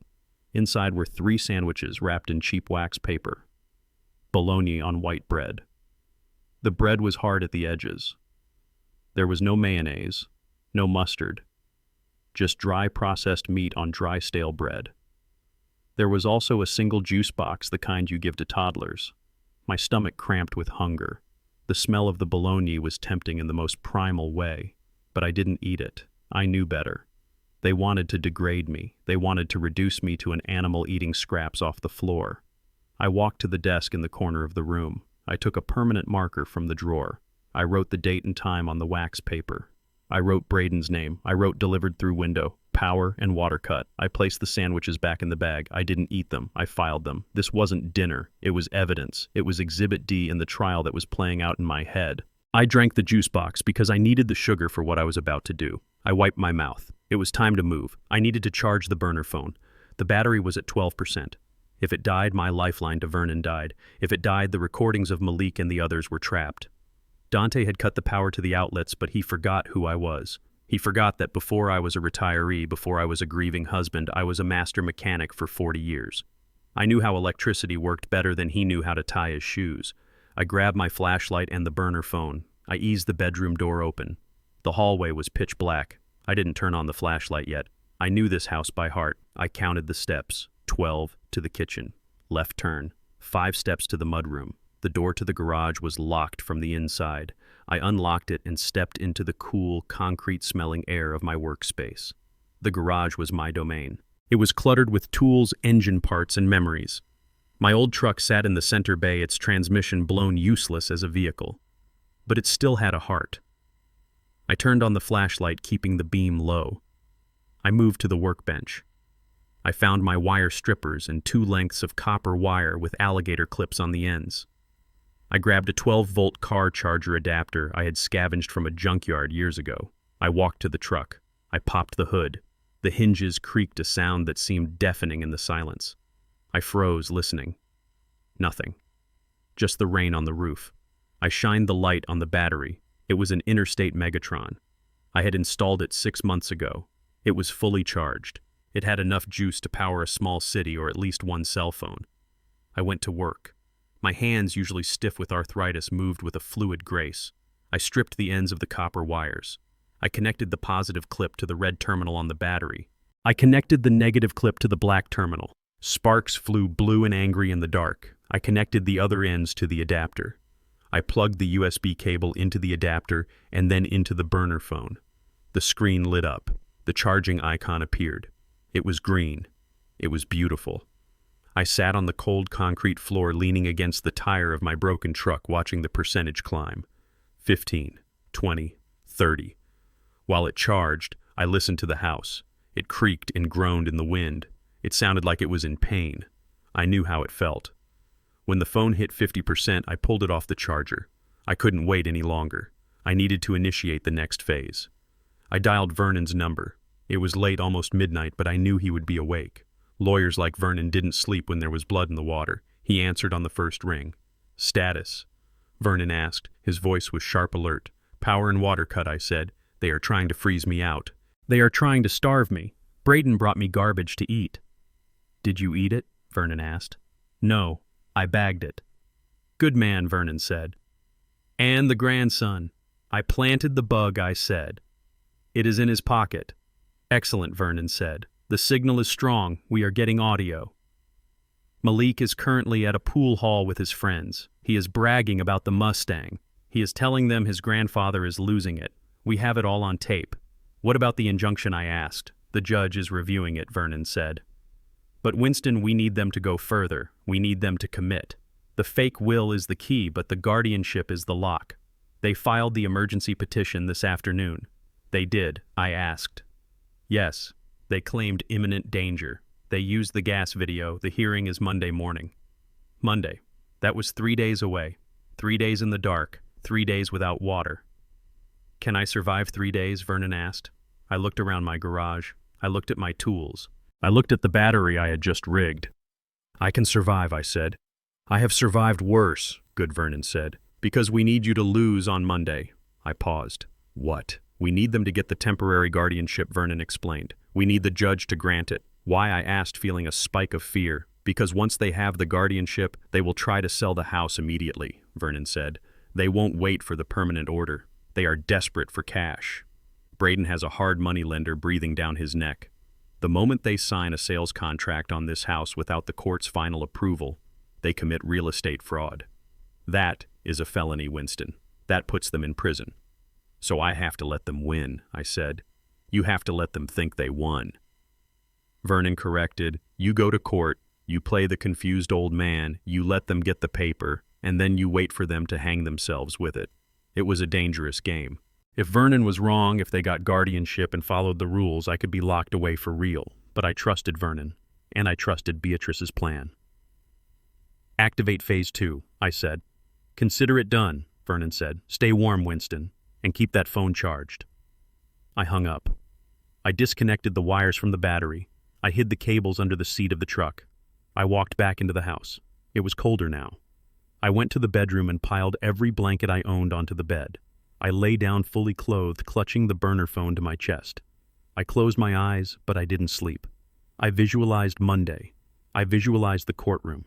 I visualized my performance. They wanted a senile old man. They wanted a victim. I would give them the performance of a lifetime. And when the gavel fell, they would think it was the sound of my doom. They wouldn't realize it was the sound of the trap snapping shut on their own necks. Monday morning arrived with a sky the color of a bruised plum. The rain had stopped, but the dampness clung to everything, especially my bones. I sat at the defendant's table in the Fulton County probate court. The room smelled of floor wax and stale coffee. My suit, the same one I had worn to Beatrice's funeral only 4 days ago, hung loosely on my frame. 3 days without food and 3 nights shivering in a freezing house had done their work. I looked gaunt. I looked frail. I looked exactly like the man my children wanted me to be. Across the aisle, the enemy camp was a picture of polished grief. Dante wore a navy blue suit that cost more than my first car. Paige held his hand, dabbing at dry eyes with a tissue she had pulled from a designer purse. Nia sat with her head bowed, looking at her lap. Braden was tapping his foot, his eyes darting around the room as if calculating the resale value of the benches. Their lawyer, Simon Wolfe, stood up. He was a man with a smile that showed too many teeth and eyes that showed nothing at all. He smoothed his tie and approached the bench. Your Honor, Wolfe began, his voice dripping with practiced solemnity. This is a tragedy. No child wants to be here. No child wants to strip their father of his autonomy. But the Carter family has been left with no choice. We are here to prevent a catastrophe. I sat with my hands folded in my lap. I dug my fingernails into my palms to keep them from shaking, or maybe to make them shake more. I had to walk a fine line. I had to look capable enough to be worth saving, but confused enough to need a keeper. Vernon had coached me via text message until the battery on the burner phone died an hour ago. Do not fight them, he had said. Let them win the battle so we can win the war. Wolfe walked to the large monitor stand in the center of the room. He connected his laptop. We have evidence, Your Honor, Wolfe said. Evidence of a rapid and dangerous decline. Since the death of his wife, Winston Carter has lost his grip on reality. He pressed a button. The video from Saturday morning played. There I was on the screen, wild-haired and desperate, clutching the torn photo of Beatrice. The sound of my own voice shouting filled the courtroom. I am not confused. You did this. Then the camera panned to the stove. The blue flames roared. The hiss of the gas was audible even over the courtroom speakers. He left the gas on all night, Wolfe narrated. He almost killed himself. He almost destroyed the neighborhood. If his son hadn't arrived to check on him, we would be attending a funeral today instead of a hearing. The judge, a stern woman with glasses perched on the end of her nose, watched the video. She frowned. She looked from the screen to me. I shrank down in my chair. I let my mouth hang open slightly. Wolfe wasn't done. He clicked to the next slide. It was a photo of my bathroom cabinet. Pill bottles were scattered everywhere, caps off tablets spilling into the sink. It looked like the aftermath of a chaotic search or a confused attempt to medicate. He mixes his heart medication with sleeping pills, Wolfe said. He forgets if he has taken them, so he takes them again. His grandson Malik took this photo when he was trying to help him organize his schedule. The boy is terrified for his grandfather's life. Malik, my grandson, the spy. He had set the scene perfectly. He had dumped the pills while I was getting the water. And finally, Wolf said, lowering his voice, "We have reports of aggression. He struck his son Dante 3 nights ago during dinner. An unprovoked attack." Dante nodded solemnly from his seat, touching his chest as if the memory still hurt. "We are asking for emergency temporary guardianship," Wolf concluded. "We need the legal authority to place Mr. Carter in a secure facility where he can receive the 24-hour care he clearly requires. We need to secure his assets to pay for that care." The judge turned her gaze to me. It felt like a physical weight. "Mr. Carter," she said, "do you have legal representation?" I looked up. I blinked slowly. Vernon was not here. That was part of the plan. If I had a high-powered lawyer, it would look like I was cogent. It would look like a fight. I needed to look alone. "No, ma'am," I whispered. My voice was raspy from dehydration. I didn't know I needed one. I just came because the paper said to come." She looked at the file in front of her. She looked at Dante, who was now wiping a fake tear from his eye. "Mr. Carter, do you recall the incident with the stove?" I looked at my hands. I rubbed the knuckles of my left hand with my right thumb. It was a nervous tic Beatrice used to have. I was channeling her. "The stove," I mumbled. "Beatrice usually handles the stove. She makes the soup. Is she coming to pick me up?" A ripple of silence went through the room. I heard Paige let out a soft, audible gasp of pity. It was a brilliant touch. "Asking for my dead wife. It sealed the deal." The judge's face softened. The sternness melted into sympathy. It was humiliating. It was the most degrading moment of my life, sitting there pretending to be a husk of the man I was. But I did it. I did it because I saw Braden's eyes light up. I saw Dante lean forward. They were buying it. They were buying the performance of a lifetime. "I don't want to go to Oakwood," I said, raising my voice just a little, making it sound like a frightened child. "It smells like bleach. I want to go home. I want to wait for Beatrice." "Mr. Carter," the judge said gently, "Beatrice passed away last week." I looked at her, feigning shock. She did know. "That can't be right. She was just knitting." I put my head in my hands. I let my shoulders shake. I wasn't crying, but to everyone in that room I was a broken man mourning a wife he couldn't remember losing. The judge sighed. She took off her glasses. She looked at Wolf. "The evidence is compelling," she said. "And the respondent's current state suggests a significant cognitive decline. It is the opinion of this court that Winston Carter poses an immediate risk to his own safety." She picked up her pen. "I am granting the petition for emergency temporary guardianship to Dante Carter," she declared. "This order is valid for 30 days. During this time, the guardian has the authority to make medical and residential decisions for the ward." She looked at Dante. "Mr. Carter, this gives you the power to keep him safe. It does not give you the power to liquidate his assets without further court approval. You are to secure his property, not sell it. Do you understand?" Dante stood up. He looked the picture of the dutiful son. "Yes, Your Honor. Absolutely. We just want to get him settled. We just want him safe." The gavel banged, a sharp wooden sound that signaled the end of my freedom. The bailiff moved toward me. The hearing was over. I was no longer a free citizen. I was a ward. I was property. I stood up slowly, leaning on the table for support. I didn't look at the judge. I looked at the floor. Dante and the rest of them swarmed toward me. They didn't hug me. They surrounded me like prison guards. "Let's go, Dad," Dante said, grabbing my elbow. "The car is waiting." We walked out of the courtroom and into the hallway. The moment the heavy doors swung shut behind us, the atmosphere changed. The performance of the grieving family evaporated instantly. Dante didn't let go of my arm. He squeezed it hard, his fingers digging into my bicep. He leaned in close to my ear. His breath smelled of mints and stale coffee. See that he whispered, his voice low and venomous. "Nobody believes you. Nobody cares. You are just a crazy old man now." He pulled back and smirked at me. It was a look of pure, unadulterated victory. "We are going to drop you off at Oakwood," he said, "and then we are going to the house. Braden has the buyers coming at 5. We are going to strip that place to the studs." Braden laughed. It was a harsh barking sound.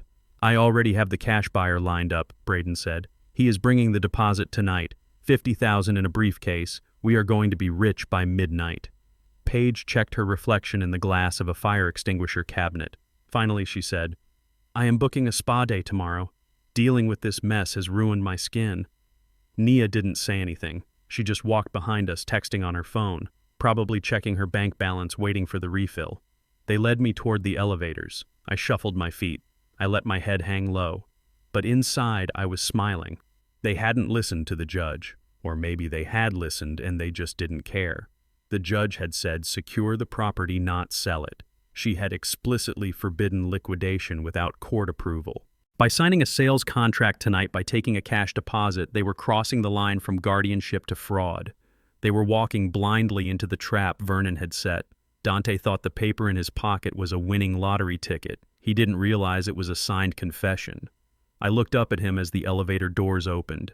I gave him a weak, watery smile. "Okay, son," I said. "You win. Just take care of the house." Dante laughed again as he shoved me into the elevator.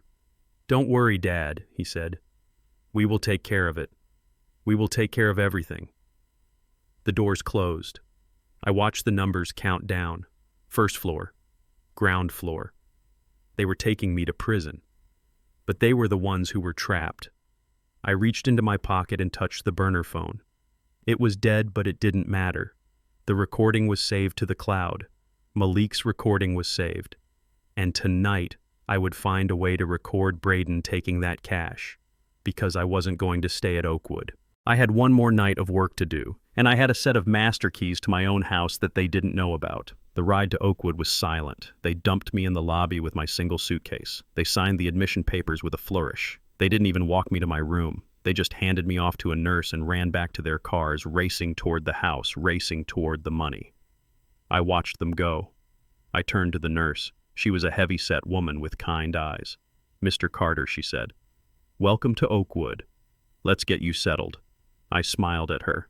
"Actually," I said, my voice suddenly clear and strong, "I need to use the restroom first. And do you have a vending machine? I am starving." She looked surprised by the change in my demeanor. "Down the hall on the left," she said. "Thank you," I said. I walked down the hall. I didn't go to the restroom. I went to the side exit door. I knew the code. Beatrice had volunteered here for years. She had told me the code was always the year the facility opened, 1985. I punched it in. The light turned green. I pushed the door open and stepped out into the afternoon sun. I was free. And I had a date with a briefcase full of cash at 5 o'clock. The sun had set hours ago, leaving the house wrapped in a suffocating darkness. I was not at Oakwood. I was right here inside the belly of the beast. I had slipped in through the basement bulkhead door, which had a latch only I knew how to shimmy. I made my way up the stairs, avoiding every creaky board I had memorized over 30 years. I pressed myself into the deep shadows of the dining room alcove behind the heavy oak china cabinet. The glass doors of the cabinet reflected the moonlight, casting ghostly shapes across the room. My heart beat a slow, steady rhythm against my ribs. In my shirt pocket, the voice-activated recorder Beatrice had left me was running. The red light was taped over with electrical tape so it would not give me away. I was invisible. I was a ghost in my own home, waiting for the intruders to return. At 8:15, headlights swept across the front window, blindingly bright. A car engine killed the silence. It was not the smooth hum of Dante's Tesla. It was a heavy, throaty rumble. An older engine. American muscle. The front door opened. The beam of a high-powered flashlight cut through the gloom, slicing across the furniture I had bought and the floors I had polished.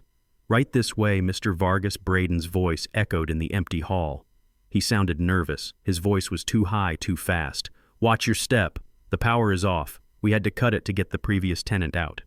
Previous tenant. That was me. Two sets of footsteps entered. Braden's were quick and skittish. The other set was heavy, deliberate. The boots struck the hardwood with the weight of a man who did not care if he left scuff marks. I peered through the crack between the cabinet and the wall. Braden was holding the flashlight. The beam illuminated his face, which was slick with sweat despite the chill in the house. He was guiding a massive man. The stranger was bald, his head shining in the stray light. He wore a leather jacket that strained against his shoulders, and he looked around my living room, not with appreciation, but with calculation. This was not a home buyer. This was a predator. "So this is it," Vargas grunted. His voice sounded like gravel grinding in a cement mixer. "Not much to look at. Needs a full gut. Piping looks old. It has great bones," Braden insisted, moving the light around frantically, trying to highlight the crown molding. "Solid brick, large lot, and the location is prime.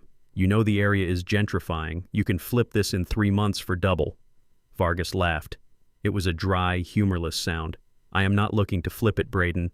I am looking for collateral. You owe me big time, and your time is up." I held my breath. So this was the truth. It wasn't just gambling. It wasn't just bad crypto investments. Braden was in debt to a loan shark. "I will take it," Vargas said, walking to the center of the room. He kicked my favorite ottoman aside with his boot. "But not for the price you said." "We agreed on 300,000, Braden said, his voice trembling. "That is already a steal. The appraisal is 800. That was before I saw the inside," Vargas said. "And before I knew you were desperate. 200,000, cash, tonight." 200,000, Braden choked. "That barely covers what I owe you, plus the interest. I need some cash on top to pay off Dante. We have a deal." 200, Vargas repeated. "Take it or I break your legs right here and take the deed anyway." Braden lowered the flashlight. The beam hit the floor. I could see his hands shaking. He was cornered. He was terrified. And he was about to sell my legacy for 25 cents on the dollar just to save his own skin. "Fine," Braden whispered. "Fine. 200. But I need the deposit now. I need 50,000 tonight." Vargas grunted. He lifted a heavy metal briefcase onto my dining table. The sound of the metal hitting the wood made me flinch. He spun the dials. The clicks were loud and precise. He threw the lid open. Even in the dim light of the flashlight, I could see the stacks. Green bands, old bills, dirty money, $50,000 in cash. Braden reached for it, but Vargas slammed the lid shut on his fingers. Braden yelped and pulled his hand back. "Paperwork first." Vargas growled. Braden pulled a folded document from his inside jacket pocket. He smoothed it out on the table next to the briefcase.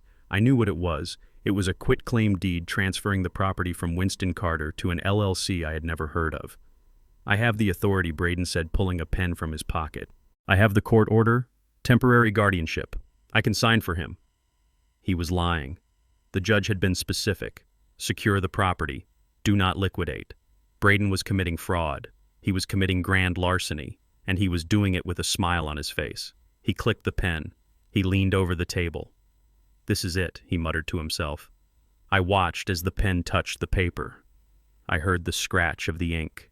He signed his name. Then he signed mine. Winston Carter, by Braden Miller Guardian. He stood up and handed the paper to Vargas. Vargas inspected it, holding it under the flashlight beam. He nodded slowly. "Good enough for me," Vargas said. He slid the briefcase across the table. Braden grabbed it. He opened it again, running his fingers over the money. The greed on his face was grotesque. It twisted his features, making him look like a gargoyle. "We are clear," Braden said, closing the briefcase. "The debt is settled. The house is yours. You have 24 hours to clear it out," Vargas said, turning toward the door. "I am sending my crew tomorrow night. Anything left inside goes in the dumpster, including the old man if he is still here." "Oh, he is gone," Braden said, laughing, a sound of pure relief. "We dumped him at Oakwood this afternoon. He is locked up tight in the memory unit. He won't even know the house is sold until the wrecking ball hits." Vargas didn't respond. He just walked out the front door, leaving it wide open to the night air. Braden stood alone in my dining room, clutching the briefcase to his chest. He looked around the dark house. He looked at the pictures on the wall he hadn't bothered to take down. He looked at the chair where I used to sit and read the paper. "So long, Winston," he said to the empty room. "Thanks for the bailout, old-timer." He turned and walked out, whistling a tune. He got into his SUV and peeled out of the driveway, leaving tire marks on the pavement. I waited until the sound of his engine faded completely. Then I waited 5 minutes more just to be safe. I stepped out from behind the cabinet. My legs were stiff, but my hands were steady. I reached into my pocket and pulled out the recorder. I stopped the recording. I had it. I had the confession. I had the fraud. I had the transaction with a known criminal. I had the threat against my life. Braden thought he had just bought his freedom. He thought the briefcase was his salvation. He didn't realize he had just signed his own arrest warrant. I walked to the table where they had done the deal. I could still smell the stale tobacco smoke from Vargas's jacket. I touched the spot where Braden had signed away my life. I looked at the open front door. The rain was falling again, soft and cleansing. I wasn't done yet.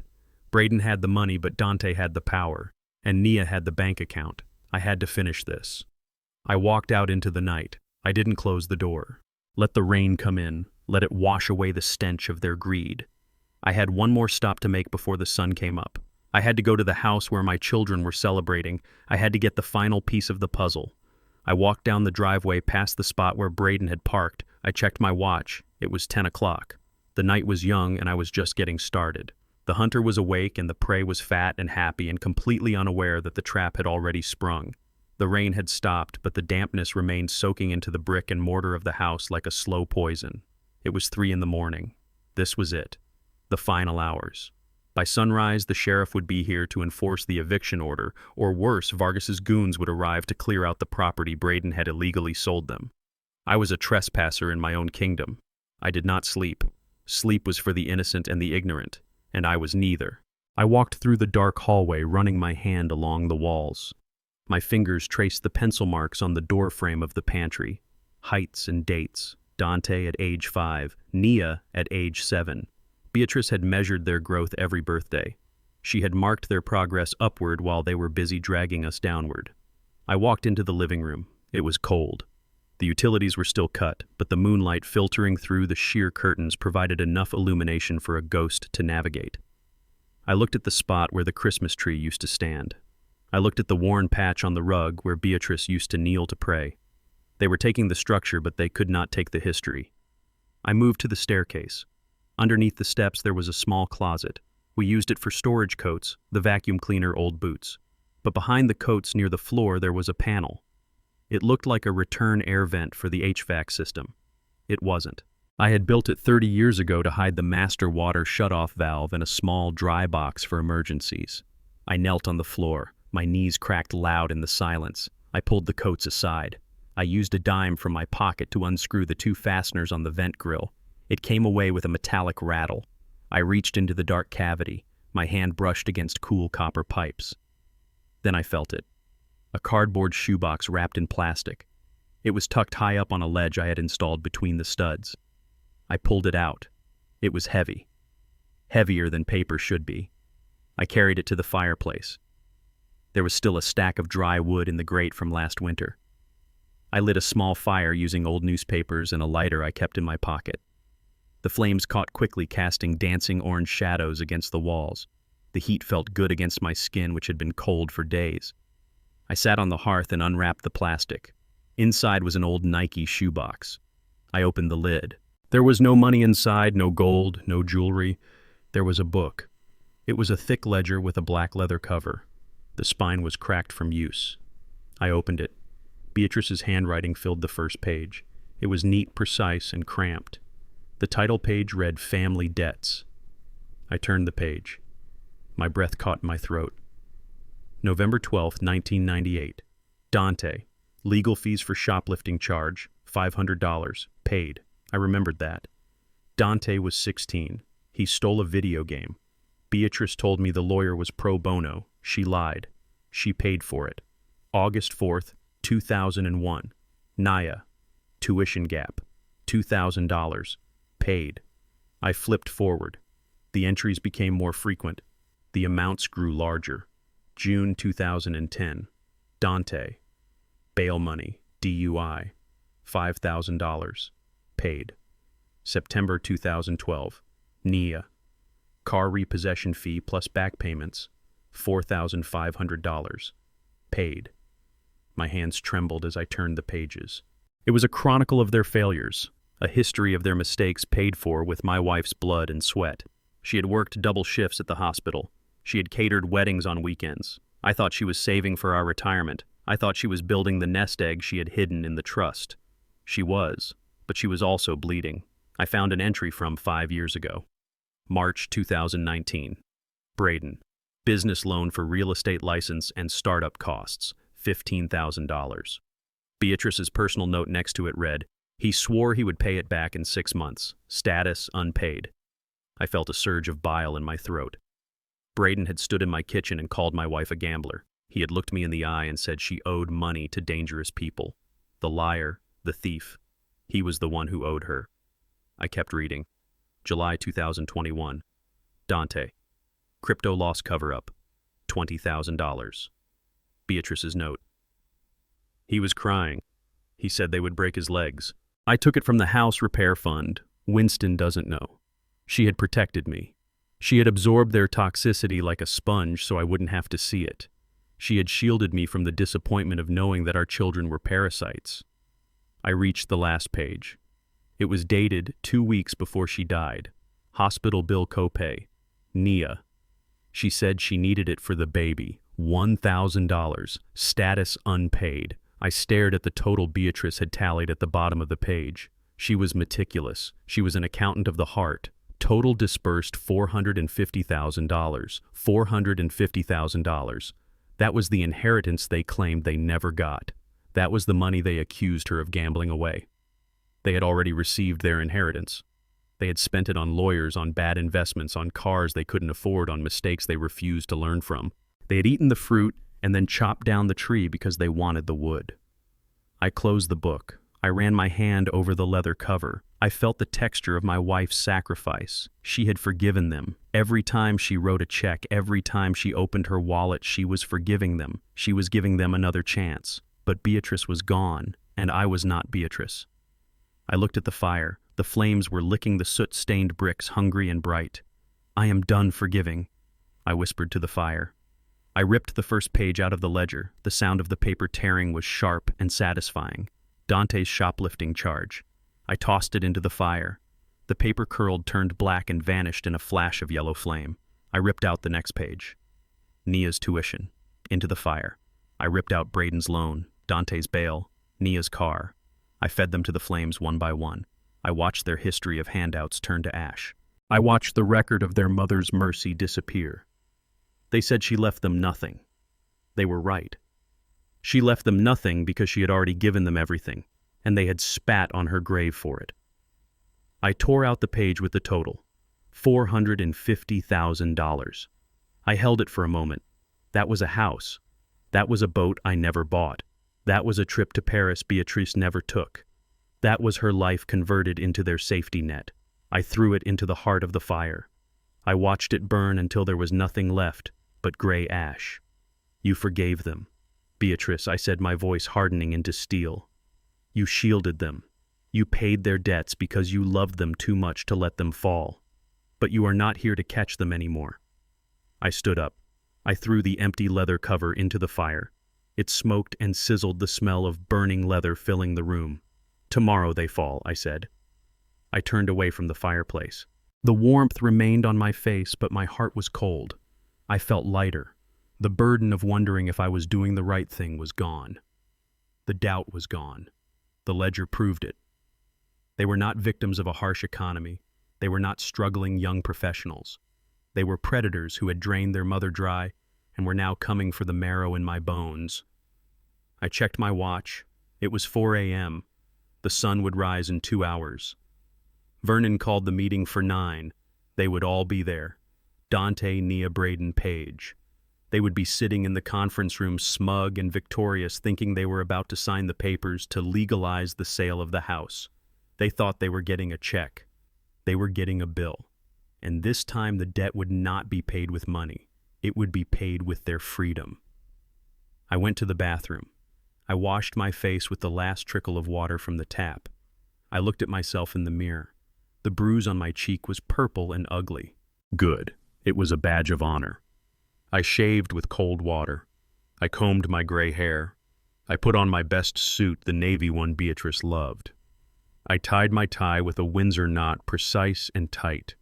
I was not the confused old man anymore. I was not the victim. I was the executioner. I walked out of the house as the first light of dawn touched the horizon. I didn't look back. The house was just a shell now. The spirit had left it when Beatrice died. Now it was just a weapon I was going to use to crush them. I walked down the driveway to the street. A black sedan was waiting for me 2 houses down. It was Vernon's private security detail. The driver stepped out and opened the door. "Good morning, Mr. Carter," he said. "Good morning," I replied. "Take me to the office." It is time to close the account. The conference room at Banks & Associates was not what my children expected. They expected a dusty back room behind a barber shop smelling of hair tonic and old men. Instead, they walked into a gleaming suite in a downtown high-rise. Vernon had rented it for the day just for this performance. He sat at the head of a mahogany table that was long enough to land a plane on. I sat to his right. My suit was pressed. My face was clean-shaven. My hands were folded on the table. Dante and Paige arrived first. They breezed in with the confidence of people who thought they owned the world. Dante threw his car keys on the table. They landed with a clatter that sounded like disrespect. "Good morning, Dad," Dante said without looking at me. He looked at Vernon. "Let us make this quick. We have a lot of logistics to handle today. Moving trucks, estate sale coordinators. We are very busy." Paige sat down and pulled out a mirror to check her lipstick. She looked bored. She looked like she was waiting for a nail appointment, not the reading of a will. Nia and Braden arrived 2 minutes later. Braden looked tired but manic. His eyes were bloodshot. He had been up late counting Vargas's money. He was vibrating with a nervous energy that he tried to pass off as excitement. "Sorry, we are late," Braden said, pulling out a chair for Nia. "Had to deal with some last-minute details on the property. We got a great offer, Dad. Really great. Cash deal. We are going to take care of everything." He winked at me, a conspiratorial wink. As if we were partners. As if he hadn't sold my home to a criminal 12 hours ago. Vernon cleared his throat. It was a deep rumble that silenced the room instantly. He stood up. He did not smile. He did not offer coffee. He looked at them with the cold, indifferent stare of a judge who has already written the sentence. "We are not here to discuss the sale of the house," Vernon said. His voice was level. "We are here to discuss the true value of the estate of Beatrice Carter." Dante sighed loudly. He leaned back in his chair, crossing his arms. "We know the value, Vernon. We did the math. The house is worth $800. The debts are $500. Mom was a gambler. We are just trying to salvage what is left before the bank takes it all. Can we skip the lecture and get to the signing?" Vernon didn't blink. He reached for a remote control on the table. He pressed a button. A screen descended from the ceiling behind him. "Beatrice Carter was not a gambler," Vernon stated. Paige rolled her eyes. "Oh, please, we saw the spreadsheet. We know she owed money." "That spreadsheet was a fabrication," Vernon said, cutting her off. "A fiction created by someone in this room to justify theft." Dante stiffened. He looked at me. I didn't look away. I stared right into his eyes. I wanted him to see that I wasn't the confused old man anymore. I wanted him to see the father he had betrayed. Vernon pressed the button again. An image appeared on the screen. It was a logo, a green leaf intertwined with a silhouette of a woman with an afro. "Naturals by B." I heard Nia gasp. Everyone knew that logo. It was on every shelf in every beauty supply store in Atlanta. It was a premium line of organic hair care products. Shampoos, conditioners, oils. It was famous. It was expensive. "What is this?" Dante asked, frowning. "Why are you showing us hair products?" "Because Vernon said Beatrice Carter was the B in Naturals by B." The room went dead silent. You could hear the hum of the projector. 20 years ago, Vernon continued. Beatrice developed a formula for a scalp treatment using herbs from her garden. She didn't want the attention. She didn't want the fame. So she partnered with a manufacturing firm. She licensed the formula. She retained 51% of the founding shares and full intellectual property rights. She was a silent partner. He clicked the remote again. A bank statement appeared on the screen. It was not the checking account Nia had drained. It was a trust account held in the Cayman Islands. The balance was printed in bold black numbers. $12,400,000. Beatrice Carter did not leave you debt. Vernon said, his voice rising, slightly booming off the walls. She left you an empire. The reaction was immediate and visceral.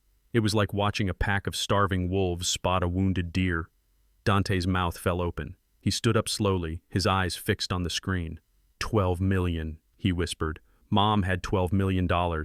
Paige dropped her mirror. It hit the table and cracked, but she didn't notice. She was hyperventilating. Her eyes were wide, darting from the screen to Dante to me. "We are rich," she squeaked. Her voice was an octave higher than usual. "Dante, we are rich. We don't have to sell the condo. We can buy the house in Buckhead." Nia started crying again. But this time it wasn't the fake sobbing she had performed at the dinner. It was the hysterical weeping of someone who has just won the lottery. I knew it, she sobbed. I knew she was special. I knew she was saving it for us. Braden was the most disturbing. He didn't stand up. He slumped back in his chair and started laughing. It was a maniacal sound. He laughed until he choked. 12 million, he wheezed. I sold the house for 200 grand to Vargas and she had 12 million sitting in a bank account. He looked at me. His eyes were wild. Why didn't you tell us, Winston? He shouted. Why did you let us panic? Why did you let us think we were broke? Because she wanted to see who you were, Vernon answered for me. She wanted to see what you would do when you thought there was nothing left. They didn't hear him. They didn't care about the test. They only cared about the prize. Dante turned to me. His face transformed. The sneer vanished. The arrogance evaporated. In its place appeared a look of adoration so fake it made my stomach turn. Dad, he said, his voice trembling with emotion. This is incredible. Mom was a genius. And you kept the secret. You protected us. He walked around the table. He opened his arms. I love you, Dad, he said. We are going to have such a great life. We are going to take care of you. You can have the best room at Oakwood. No, wait, you don't have to go to Oakwood. We can hire private nurses. You can stay in the house. He tried to hug me. I sat rigid as a stone. Paige was right behind him. Winston, she gushed, reaching for my hand. I am so sorry about the misunderstanding with the stove. I was just stressed. You know how much I love you, right? We can buy you a new wardrobe. We can travel. Where do you want to go? Paris, Rome. Nia ran to my other side. Daddy, she wailed, grabbing my arm. I want to start a foundation in Mom's name. We can work together, just you and me. Then Braden made his move. He jumped up and practically tackled me from behind, wrapping his arm around my shoulders in a buddy hug. He smelled of sweat and fear and cheap cologne. You old fox, Braden roared, shaking me. You played us. You really played us. But it is okay. We are family, right? Water under the bridge. He squeezed my shoulder. Listen, Winston, I need a small advance, he whispered in my ear. Just 50 grand. To settle some accounts before the wire transfer hits. You can do that for your favorite son-in-law, right? I felt his sweaty hand on my suit jacket. I felt the weight of his greed. I felt the utter lack of shame in all of them. 10 minutes ago, I was a burden. I was a senile old man who needed to be discarded. Now I was their best friend. I was their savior. They were touching me, patting me, grabbing at me. Like I was a golden calf they wanted to melt down. I stood up. The movement was sudden and violent. I shoved Braden's arm off my shoulder. I ripped my hand away from Paige. I stepped back, creating a perimeter of personal space. Don't touch me, I said. My voice was not loud, but it was cold enough to freeze the room. Braden stumbled back, looking hurt. Whoa, Winston, easy. We are just celebrating. I looked at him. I looked at the spot on my shoulder where his hand had been. I brushed the fabric of my suit vigorously as if he had left a smear of filth on me. I dusted off my sleeves. I straightened my tie. I looked at them one by one. Dante with his fake smile frozen on his face. Nia with her calculated tears. Paige with her calculator eyes. Braden with his desperate sweat. You are not celebrating, I said. You are counting. Dante laughed nervously. Come on, Dad. Don't be like that. We are just relieved. We thought Mom left us in a hole. She didn't leave you in a hole, I said. You dug the hole yourselves. She left you a ladder. I walked to the head of the table where Vernon stood. I turned to face them. You think this money is yours? I asked. Of course it is ours, Dante said, stepping forward, his entitlement flaring up again. We are her children. We are the heirs. The fake will, the will you showed us last night said everything goes to us. That will was a draft, Vernon interrupted. It was a test document. Dante's face paled. A test. Yes, Vernon said. Beatrice Carter created a trust, the Carter Family Trust. All assets, including the $12 million and the intellectual property rights, are held within that trust. So we are the beneficiaries, Paige said, her voice tight. Right, we get the distributions. Vernon picked up the remote again. He turned off the projector. The screen went black, erasing the image of the millions. There are conditions, Vernon said. He picked up a thick legal document from the table. He held it up. The trust has a morality clause, he explained. Beatrice knew you struggled with money. She knew you struggled with integrity, so she built in a safeguard. He opened the document. To receive any distribution from the trust, the beneficiaries must demonstrate financial responsibility, filial piety, and moral character during the 7 days immediately following the funeral of the grantor. Vernon looked at them over the rim of his glasses. 7 days, he said. Today is day 5. Dante let out a breath he had been holding. Oh, is that it? Just be good for a week. We can do that. We have been good. We have been taking care of Dad. We have been handling the estate. Yeah, Braden chimed in, wiping his forehead. We have been stepping up. We found him a place to live. We are selling the house to pay the bills. That is responsible, right? I looked at Braden. He really believed it. He really believed that selling my house to a loan shark was an act of responsibility. You have to pass the audit, Vernon said. Audit, Naya asked. What audit? The trust administrator has been compiling evidence, Vernon said. Surveillance, financial records, witness testimony. We have a complete record of your conduct since the funeral. Dante laughed. It was a scoffing, arrogant sound. Go ahead. Audit us. We haven't done anything illegal. We are grieving children trying to help our father who is struggling with his memory. He looked at me with a smirk. He thought he was safe. He thought the guardianship order from yesterday protected him. He thought his narrative was the only one that mattered. Vernon smiled. It was a terrifying smile. It was the smile of a shark that has just sensed the swimmer kick. I am glad you are so confident, Dante, Vernon said, because the audit is complete and we are ready to present the findings. Vernon walked to the wall and flipped a switch. The lights in the conference room dimmed. Please take a seat, Vernon said. The presentation is about to begin. They sat down slowly. The excitement was fading, replaced by a creeping unease. They looked at each other. They looked at me. I didn't sit. I stood next to the screen.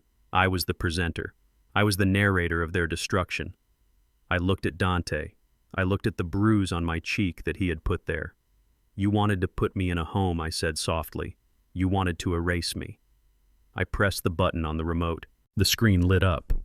But it wasn't a bank statement this time. It was a video. It was grainy, taken from a hidden camera angle, but the image was clear. It showed a kitchen. It showed a stove.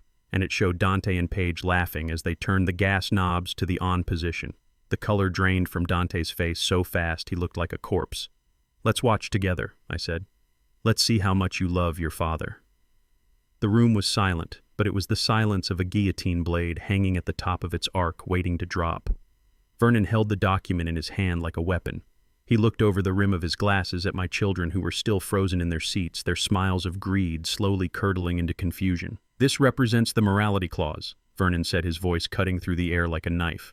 Beatrice Carter stipulated that the trust is not a gift, it is a reward. To access the $12 million and the intellectual property rights, every single beneficiary must pass a strict audit of character. Dante scoffed. He leaned back in his chair, trying to regain his composure. Character. What does that even mean, Vernon? We are good people. We are her family. We buried her. We grieved. We took care of Dad when he lost his mind. If that is not character, I do not know what is. Vernon did not answer him. He looked at me. It was my turn. I stepped away from the table. I walked to the wall where the large projection screen was waiting. I held the remote control in my hand. It felt light, but I knew it carried the weight of their destruction. You say you took care of me, Dante? I said, my voice steady and clear. You say you protected me. I did. Dante insisted, his eyes narrowing. I saved you from blowing up the house. I found you a safe place to live. I pressed the button on the remote. The screen flickered to life. The image was grainy at first, taken from a hidden camera Vernon had installed in the smoke detector in my kitchen hallway. It was black and white, but the faces were unmistakable. It showed the kitchen of my house. The timestamp in the corner read 2:00 a.m. 3 days ago. The room gasped. On the screen, Dante and Paige walked into the frame. They were not wearing pajamas. They were dressed in street clothes. They looked alert. They looked excited. Dante walked to the stove. He reached out and turned the first knob, then the second, then the third. He leaned down and blew on the pilot light, extinguishing it. Paige was standing next to him, giggling. She grabbed the wedding photo of Beatrice and me from the counter. She looked at it for a second. Then with a violent motion, she smashed it against the floor. She stomped on the glass with her heel. On screen, Dante gave her a high five. Then they retreated into the shadows, leaving the gas hissing into the silent house where their father slept. Dante sat in the conference room, his face draining of all blood. He opened his mouth, but no sound came out. Paige covered her mouth with her hand, her eyes wide with terror. "That is attempted murder," I said to the room. "You filled a house with gas while I was sleeping inside. You risked blowing up the entire block just to make me look incompetent." "It is a fake," Dante stammered, jumping to his feet. "That is AI. That is doctored. I never did that." "Sit down," Vernon roared from the head of the table. Dante sat. He looked like he was about to vomit. I pressed the button again. The screen went black, but the speakers came to life. The audio was crisp and clear. It was the recording from the bug I had slipped into Malik's pocket. "Grandpa wants to call a lawyer," Malik's voice said. Then a pause. Then the sound of a text message notification. Then Malik's voice again reading Dante's text aloud. "Stall him. Do not let him make any calls. Keep him in the room. Do this, and the Mustang is yours next week." Then Malik laughing. "Don't worry, Dad. He is clueless. I gave him some tap water and told him to go to sleep. Just get me that car." Nia let out a sob. She looked at Dante with horror. "You bribed my son," she whispered. "You used Malik. You made him a jailer. He wanted a car." Dante shouted, his voice cracking. "He is a kid. It doesn't mean anything. It means you corrupted the only innocent person left in this family," I said. "You turned my grandson into an accomplice."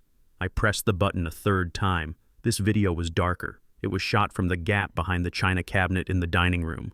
The lighting was poor, coming only from a flashlight beam, but the audio was perfect. It showed Braden standing at my dining table. It showed the bald man, Vargas, and it showed the briefcase. "Open it," Vargas's voice growled from the speakers. Braden opened the case. The stacks of cash glowed green in the flashlight beam. 50,000, Vargas said. "The rest when I get the deed." Braden's voice on the recording was shaking but eager. "It is a deal. The old man is gone. He is at Oakwood. The house is yours." In the conference room, Braden slid out of his chair and fell to his knees. He didn't say a word. He just knelt on the carpet, his head in his hands rocking back and forth. The video ended. The screen went white. The silence in the room was absolute. It was the silence of a tomb. They looked at the screen, then at each other, then at me.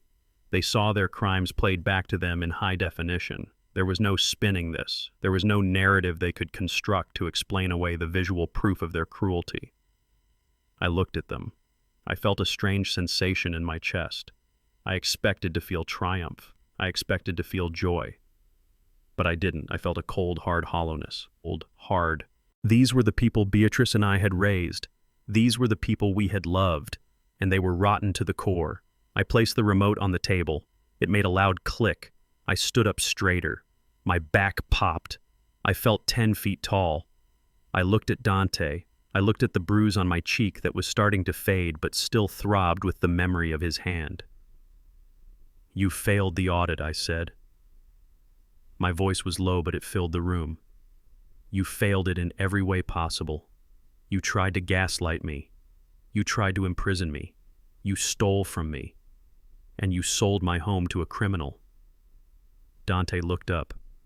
There were tears in his eyes, but they were tears of fear, not remorse. "Dad, please. We were desperate. You have to understand. The debt. The pressure. We didn't want to hurt you." "You filled my house with explosive gas," I said, my voice rising. "You don't do that to someone you don't want to hurt. You do that to a cockroach you want to exterminate." I turned to Braden, who was still on the floor. "And you," I said, "you sold my house. You sold the home where I raised your wife. You sold the place where Beatrice died. You sold it for a suitcase of dirty money." Braden didn't look up. He just moaned. I looked at Nia. She was weeping silently. "And you, daughter, you drained my bank account. You took the last $5,000 I had. You left me with $12 to my name. Did you think about how I would eat? Did you think about how I would survive? Or did you just think about your own neck?" I didn't know, Nia sobbed. "Dante told me to do it. He said it was the only way. You are 38 years old," I snapped. "You make your own choices. And you chose to rob your father." I walked back to the head of the table. Vernon handed me a pen. It was a heavy, expensive fountain pen. He slid a document toward me. It was the final executive order for the Carter Family Trust. This is the permanent disinheritance and asset freeze order, Vernon announced. By signing this, Winston Carter exercises his right as the sole trustee to permanently bar Dante Carter, Nia, Carter, Braden Miller, and Paige Carter from ever receiving a single cent from the estate of Beatrice Carter. The words hung in the air. $12 million. Gone. No, Paige screamed. She lunged across the table, her fingernails clawing at the paper. You can't do that. It is our money. Beatrice wanted us to have it.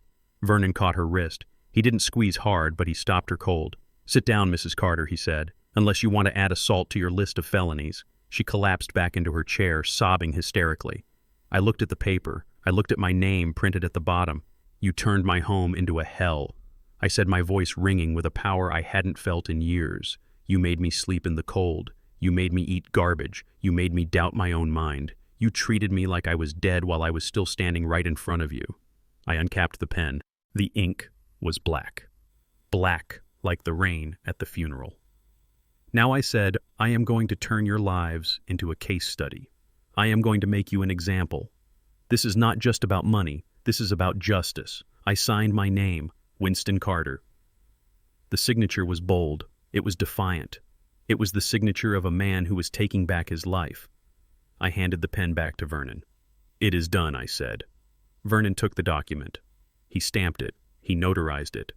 The assets are frozen, he declared. The trust is locked. The funds will be redirected to the secondary beneficiaries effective immediately. Secondary beneficiaries. Dante whispered, his face gray. Who? Who gets the money?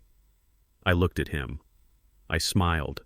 It was a cold smile. The Beatrice Carter Legal Defense Fund for the Elderly, I said. Every dime of your inheritance is going to pay for lawyers to hunt down people like you. It is going to pay to protect old men and women from their greedy, ungrateful children. You are going to fund your own destruction. Dante stared at me. The realization hit him. He wasn't just poor. He was the target. And one more thing, Vernon said, checking his watch. He pressed a button on the intercom on the table. Send them in, he said. The doors to the conference room opened. They didn't just open. They flew open. Men in suits walked in. They were not lawyers. They wore windbreakers with yellow letters on the back. FBI. Behind them were uniformed police officers. Dante stood up, panic seizing him. What is this? This is the consequence, I said. Vernon pointed at Braden, who was still on the floor.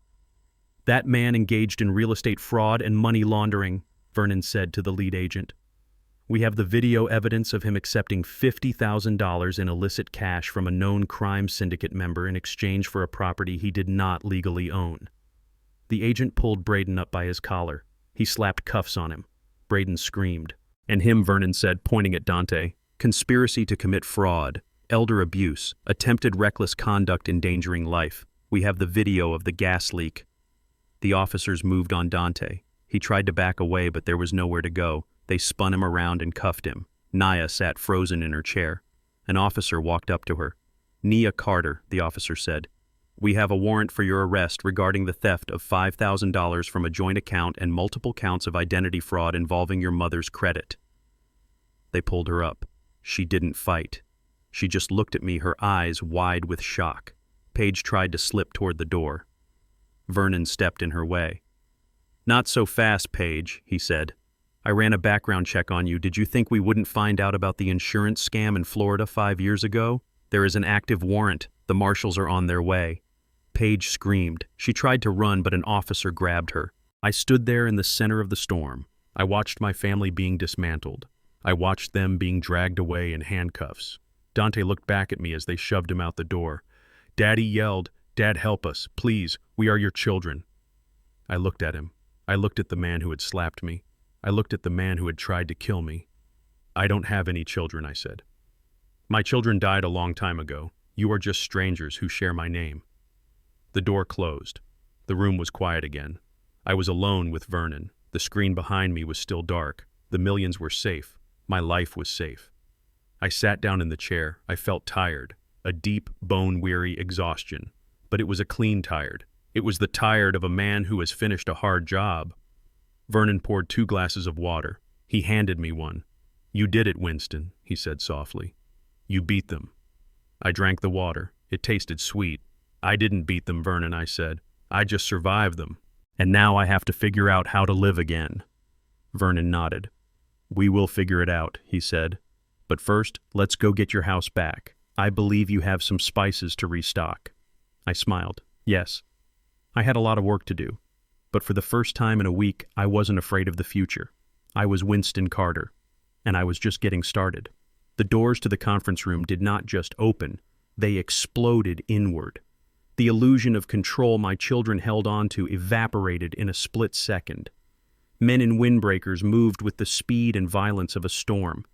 They were not here to negotiate. They were not here to mediate a family dispute. They were here to take out the trash. Federal agents, everybody, stay where you are. Hands on the table. Now! The shout was deafening in the enclosed space. Dante jumped so hard his chair tipped over backward, sending him sprawling onto the carpet. Paige screamed a high, thin sound that grated on my ears. Nia froze her hands, trembling in the air like a surrender flag. Only Braden moved. Instinct took over. He grabbed the briefcase of cash, the $50,000 he had taken from Vargas the night before. He hugged it to his chest and tried to scramble toward the side door. He didn't make it 3 steps. An agent tackled him. It wasn't gentle. Braden hit the floor face first, the breath leaving his lungs in a wet wheeze. The briefcase flew from his grip, sliding across the polished floor until it hit Vernon's shoe. The latch popped open. Stacks of used bills spilled out onto the carpet like dirty confetti. Braden Miller, you are under arrest for money laundering, wire fraud, and real estate fraud, the agent barked, kneeing Braden in the back to secure his wrists. We have you on tape accepting illicit funds from a known organized crime syndicate. You have the right to remain silent. Braden writhed on the floor, his face pressed against the fibers. Winston, he shouted, spitting on the carpet. Tell them it was a sale. Tell them I had permission. You were there. You saw it. I stood over him. I looked down at the man who had thrown a sandwich through my window like I was a dog. I saw a thief selling what did not belong to him. I said, my voice calm amidst the chaos. I saw a man desperate enough to deal with the devil. And now the devil has come to collect. The handcuffs clicked. It was a sharp final sound. They hauled Braden up. His nose was bleeding. His expensive suit was ruined. He looked at me with wild eyes, but I felt nothing. The anger was gone, replaced by the cold satisfaction of justice. Next was Dante. He was still on the floor where he had fallen, trying to crawl backward away from the agents as if he could disappear into the wall. He looked small. He looked like the boy who used to hide under the bed during thunderstorms, but there was no comfort for him here. Dante Carter, an officer said, pulling him to his feet. You are under arrest for elder abuse conspiracy to commit fraud and reckless endangerment. Dante struggled. No, this is a mistake. I am the guardian. I have a court order. Judge Williams signed it. I am protecting him. Look at him. He is crazy. The officer didn't listen. He spun Dante around. We have the video of the gas leak, the officer said, tightening the cuffs.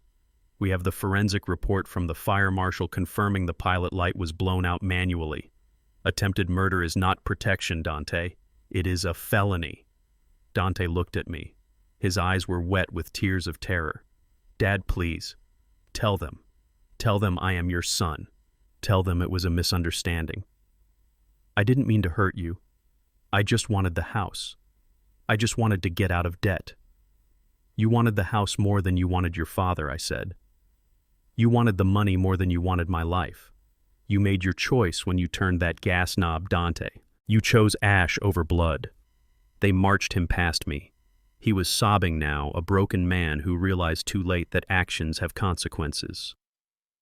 He looked at the screen where the video of his crime was still paused, the evidence of his hatred frozen in pixels. Then there was Nia. She was still sitting in her chair, paralyzed by fear. She watched her husband being dragged away. She watched her brother being arrested.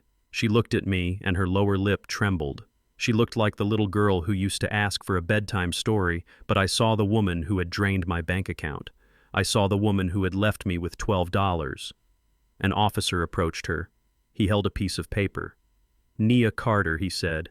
We have a warrant for your arrest regarding the theft of $5,000 from a joint checking account and 4 counts of identity theft involving credit cards opened in the name of Beatrice Carter. Nia burst into tears. She slid out of her chair and fell to her knees. She crawled toward me, reaching for my legs, wrapping her arms around my ankles. "Daddy," she wailed. "Daddy, please. I am sorry. I was scared. Dante made me do it. Braden made me do it. I didn't want to. I have a baby. Think of your grandson. You can't let them take me. Who will take care of the baby?" I looked down at her. I felt the weight of her arms on my legs. It was a weight I had carried for 38 years. I had carried her when she was sick. I had carried her when she was tired. I had carried her debts, her mistakes, her failures. But I could not carry her sins, not anymore. "You should have thought about your child before you stole from your mother," I said. "You should have thought about your future before you decided to erase mine." "But I am your daughter," she screamed, looking up at me, her face streaked with mascara. "I am your flesh and blood. You are supposed to protect me. I did protect you," I said, my voice hard as iron. "I protected you from the world. I protected you from responsibility. And look what it made you. It made you weak. It made you a thief." I reached down and peeled her fingers off my pant leg. Her grip was strong, but my resolve was stronger. I stepped back, creating a distance between us that would never be bridged again. "You are not my daughter," I said. "My daughter would never leave me in the rain. My daughter would never let strangers throw away her mother's things. My daughter died the day she chose greed over family. You are just an accomplice."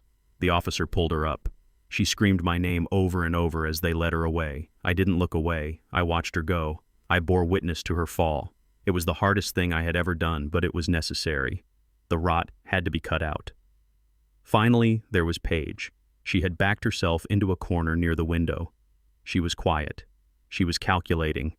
She thought she could slip through the cracks. She thought because she wasn't a Carter, she wasn't part of the main event.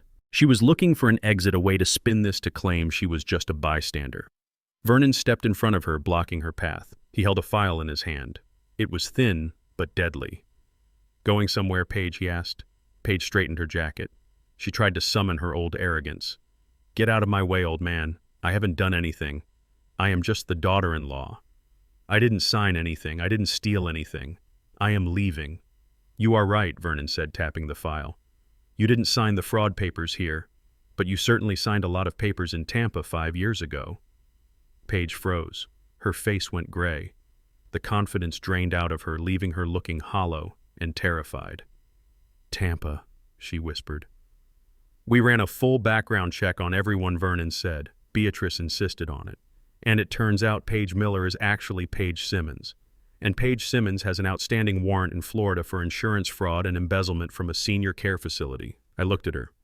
The nurse, the one who knew the system, the one who knew how to make me look crazy. She hadn't learned those skills helping people. She had learned them by preying on them.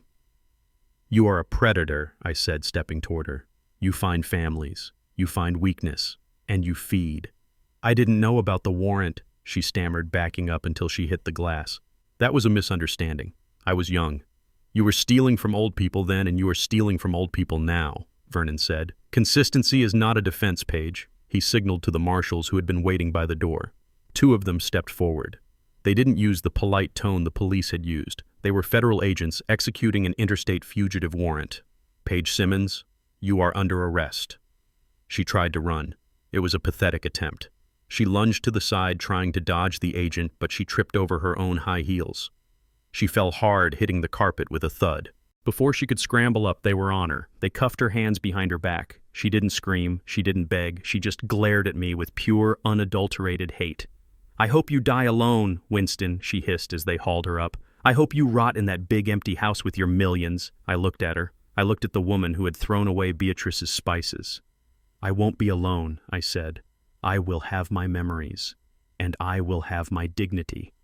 That is more than you will ever have in a cell." They dragged her out. The room emptied. The shouting faded down the hallway, replaced by the murmur of officers processing the scene. I stood alone in the conference room with Vernon. The money was still scattered on the floor. The screen was still black. The chairs were overturned. It looked like a battlefield. I walked to the window. I looked down at the street. I saw the flashing lights of the police cars. I saw my family being loaded into the back seats. Dante, Nia, Braden, Paige, they were gone. I felt a strange sensation in my chest. It wasn't happiness, it wasn't sadness, it was silence. The noise of their demands, the noise of their lies, the noise of their greed was finally gone. Vernon walked up beside me. He handed me a handkerchief. I hadn't realized I was sweating. "It is done, Winston," he said. "The trust is sealed. The assets are safe." I wiped my brow. "The assets are safe," I repeated. "But the family is gone." "The family was gone a long time ago," Vernon said gently. "You just buried the empty shells today." I nodded. He was right. Beatrice knew. She had given me the knife and I had cut the cord.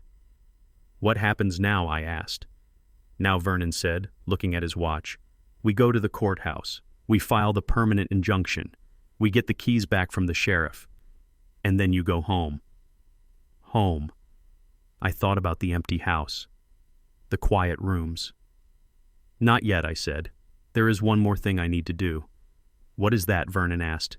"I need to go to the cemetery," I said. "I need to tell Beatrice. I need to tell her the garden is weeded." Vernon smiled. "I will drive you." We walked out of the conference room. I didn't look back at the mess on the floor. I didn't look back at the empty chairs. I buttoned my jacket. I straightened my tie. I was Winston Carter. I was a millionaire. I was a widower. And I was free. The elevator ride down was smooth. When the doors opened to the lobby, the sun was shining outside. The rain had stopped. The air was clean. I walked out onto the sidewalk. I took a deep breath. It tasted like freedom. And for the first time in a week, I wasn't cold. 6 months later, the rain returned to Atlanta. It fell with the same relentless intensity as it had on the day of the funeral, turning the red Georgia clay into a thick paste. I stood in the exact same spot at Southview Cemetery, looking down at the granite headstone that bore Beatrice's name. The grass had grown over the scar in the earth. The landscaping was impeccable. But this time I was not shivering. This time my suit was dry. I felt a presence beside me. A shadow blocked out the gray sky. I looked up. A large black umbrella was held steadily over my head, shielding me completely from the downpour. I looked at the hand holding the handle. It was young. It was strong. But the knuckles were scraped and rough from hard work. I looked at the face. It was Malik. He was not wearing the designer hoodie anymore. He was not wearing the limited edition sneakers. He was wearing a simple gray suit that he had bought at a thrift store and had tailored to fit. He wasn't looking at his phone. He didn't have headphones around his neck. He was looking at the grave with a quiet, respectful intensity. "Thank you, son," I said softly. "You do not have to thank me," Grandpa Malik replied, his voice low. "It is the least I can do." He adjusted his grip on the umbrella, making sure I was completely covered, even though the rain was soaking his own left shoulder. He didn't complain. He didn't shift his weight or check the time. He just stood there, standing guard over his grandfather and his grandmother's memory. Malik was the only one who had come back. A week after the arrests, after the chaos had settled and the lawyers had begun the long process of preparing for trial, Malik had knocked on my hotel room door. He didn't ask for the Mustang. He didn't ask for money. He asked for a job. He told me he didn't want to end up like his father. He told me he was scared of the greed he saw in the mirror. I didn't give him money. I gave him a broom. I took him to the house. I had reclaimed it from the sheriff after Braden's arrest. The inside was still a mess from the staging and the police search. I told Malik that if he wanted to be part of the family, he had to help rebuild it. He swept. He scrubbed. He painted. He worked until his hands blistered and his back ached. He didn't complain once. And slowly, as he sweat the entitlement out of his system, I saw the boy I used to know come back. Now he was my right hand. He wasn't receiving a salary. He was receiving an education. He was learning the value of labor. "How are things at the center?" I asked, watching the rain dance on the granite.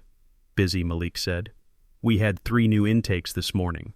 A lady from Decatur whose son tried to sell her car while she was in surgery, and a couple from Buckhead whose daughter forged their signatures on a loan application. We will help them," I said. "Vernon is already on it," Malik assured me. "He filed the injunctions before lunch." I smiled. The house on MLK Drive was no longer my home. I couldn't live there. The memories of the betrayal were too thick in the walls. I couldn't sit in the dining room where Dante had slapped me. I couldn't sleep in the bedroom where they had locked me in. So I transformed it. I used the first distribution from the trust to pay off Vargas. I didn't want any shadows hanging over the property. I met him in a parking lot with a cashier's check for $200,000. He laughed when he took it. He told me I was a tough old bird. I told him never to come near my property again. Then I gutted the house. I turned the bedrooms into offices. I turned the living room into a reception area. I turned the kitchen into a break room. It was now the Beatrice Carter Legal Defense Center for the Elderly. It was a fortress. It was a sanctuary. It was a place where people like me, people who had been discarded by their families, could come for protection. Vernon ran the legal side. I ran the operations. And Malik was learning to be a paralegal.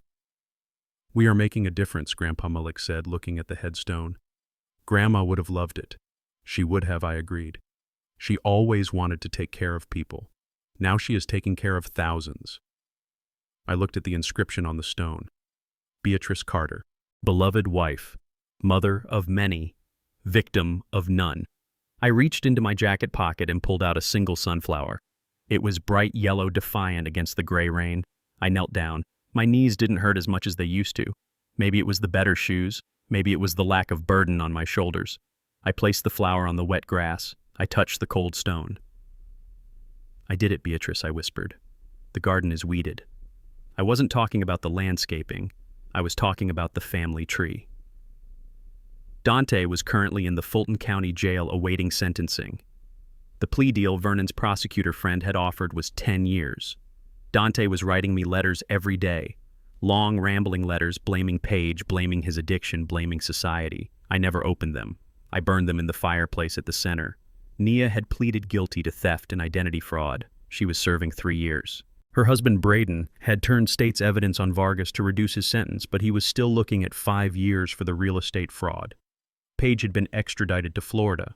I heard she was working in the prison laundry. The weeds were gone. The parasites had been removed. It was a harsh pruning, but it was necessary.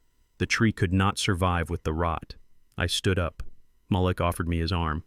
I took it not because I needed the support, but because I wanted the connection. "Are you ready to go, Grandpa?" he asked. "Yes," I said. "I am ready." We turned away from the grave. We walked back toward the paved road. The mud squelched under our feet, but I didn't care about my shoes. I could buy new shoes. Waiting for us at the curb was not an Uber. It was a Rolls-Royce Phantom, black, sleek, powerful. It was the one indulgence I had allowed myself, not for vanity, but for the message. I wanted everyone to know that Winston Carter was not hiding anymore. I wanted the world to see that the old man they had underestimated was now driving the biggest car on the road. The driver, a retired police officer named Marcus, who worked security for the center, stepped out and opened the rear door. "Take your time, Mr. Carter," Marcus said. "No rush." I paused at the door. I looked back one last time. I looked past the cemetery gates toward the horizon, toward the direction of the state penitentiary, where my children sat in cells wondering where it all went wrong. I felt a phantom pain in my cheek where Dante had slapped me. But it was fading. It was becoming a memory like a scar from an old surgery. I didn't feel hate. I didn't feel anger. I felt a profound, quiet relief. I had loved them enough to let them go. I had loved them enough to let them face the consequences of their actions. Beatrice had set the test and I had graded it. I looked at Malik. He was closing the umbrella, shaking off the water. He looked at me and smiled. It was a genuine smile, a smile that didn't want anything. "You coming, Grandpa?" he asked. "I am coming, son," I said. I climbed into the car. The leather was soft. The air smelled of new money and old justice. Malik got in beside me. Marcus closed the door, shutting out the sound of the rain. The silence inside the car was perfect. "Home?" Marcus asked, looking in the rearview mirror. I thought about my new condo in Midtown, the one with the floor-to-ceiling windows and the view of the skyline, the one where I drank my coffee in peace every morning. "No," I said. "Take us to the center. We have work to do." Marcus nodded and put the car in gear. The Rolls-Royce glided forward, pulling away from the cemetery, pulling away from the past. I watched the headstones blur in the window. "Goodbye, Beatrice," I thought. "Rest well. I have the watch now." I leaned back in the seat and closed my eyes. For the first time in 40 years, I didn't have to worry about anyone else's debts. I didn't have to worry about lies. I was alone in a way, but I wasn't lonely. I was free. And as the car accelerated onto the highway heading toward the future, I finally allowed myself to smile. It was a small smile, but it was mine, and no one would ever take it away from me again. I used to believe that family meant unconditional sacrifice. I thought that if I gave everything, my money, my sweat, my silence, my children would learn to love and respect me in return. I was wrong. I learned the hard way that you cannot buy loyalty and you cannot save people who refuse to save themselves. Enabling their greed didn't help them, it crippled them. True love isn't about letting people walk all over you. It's about having the strength to cut the cord when the relationship becomes toxic. Beatrice left me a fortune, but the real gift was the courage to finally stand up and say no. My dignity was the one asset I should have protected from the start. If you have ever had to make a tough choice to protect your peace from toxic family members, hit that like button and share your story in the comments below. I want to know I'm not alone.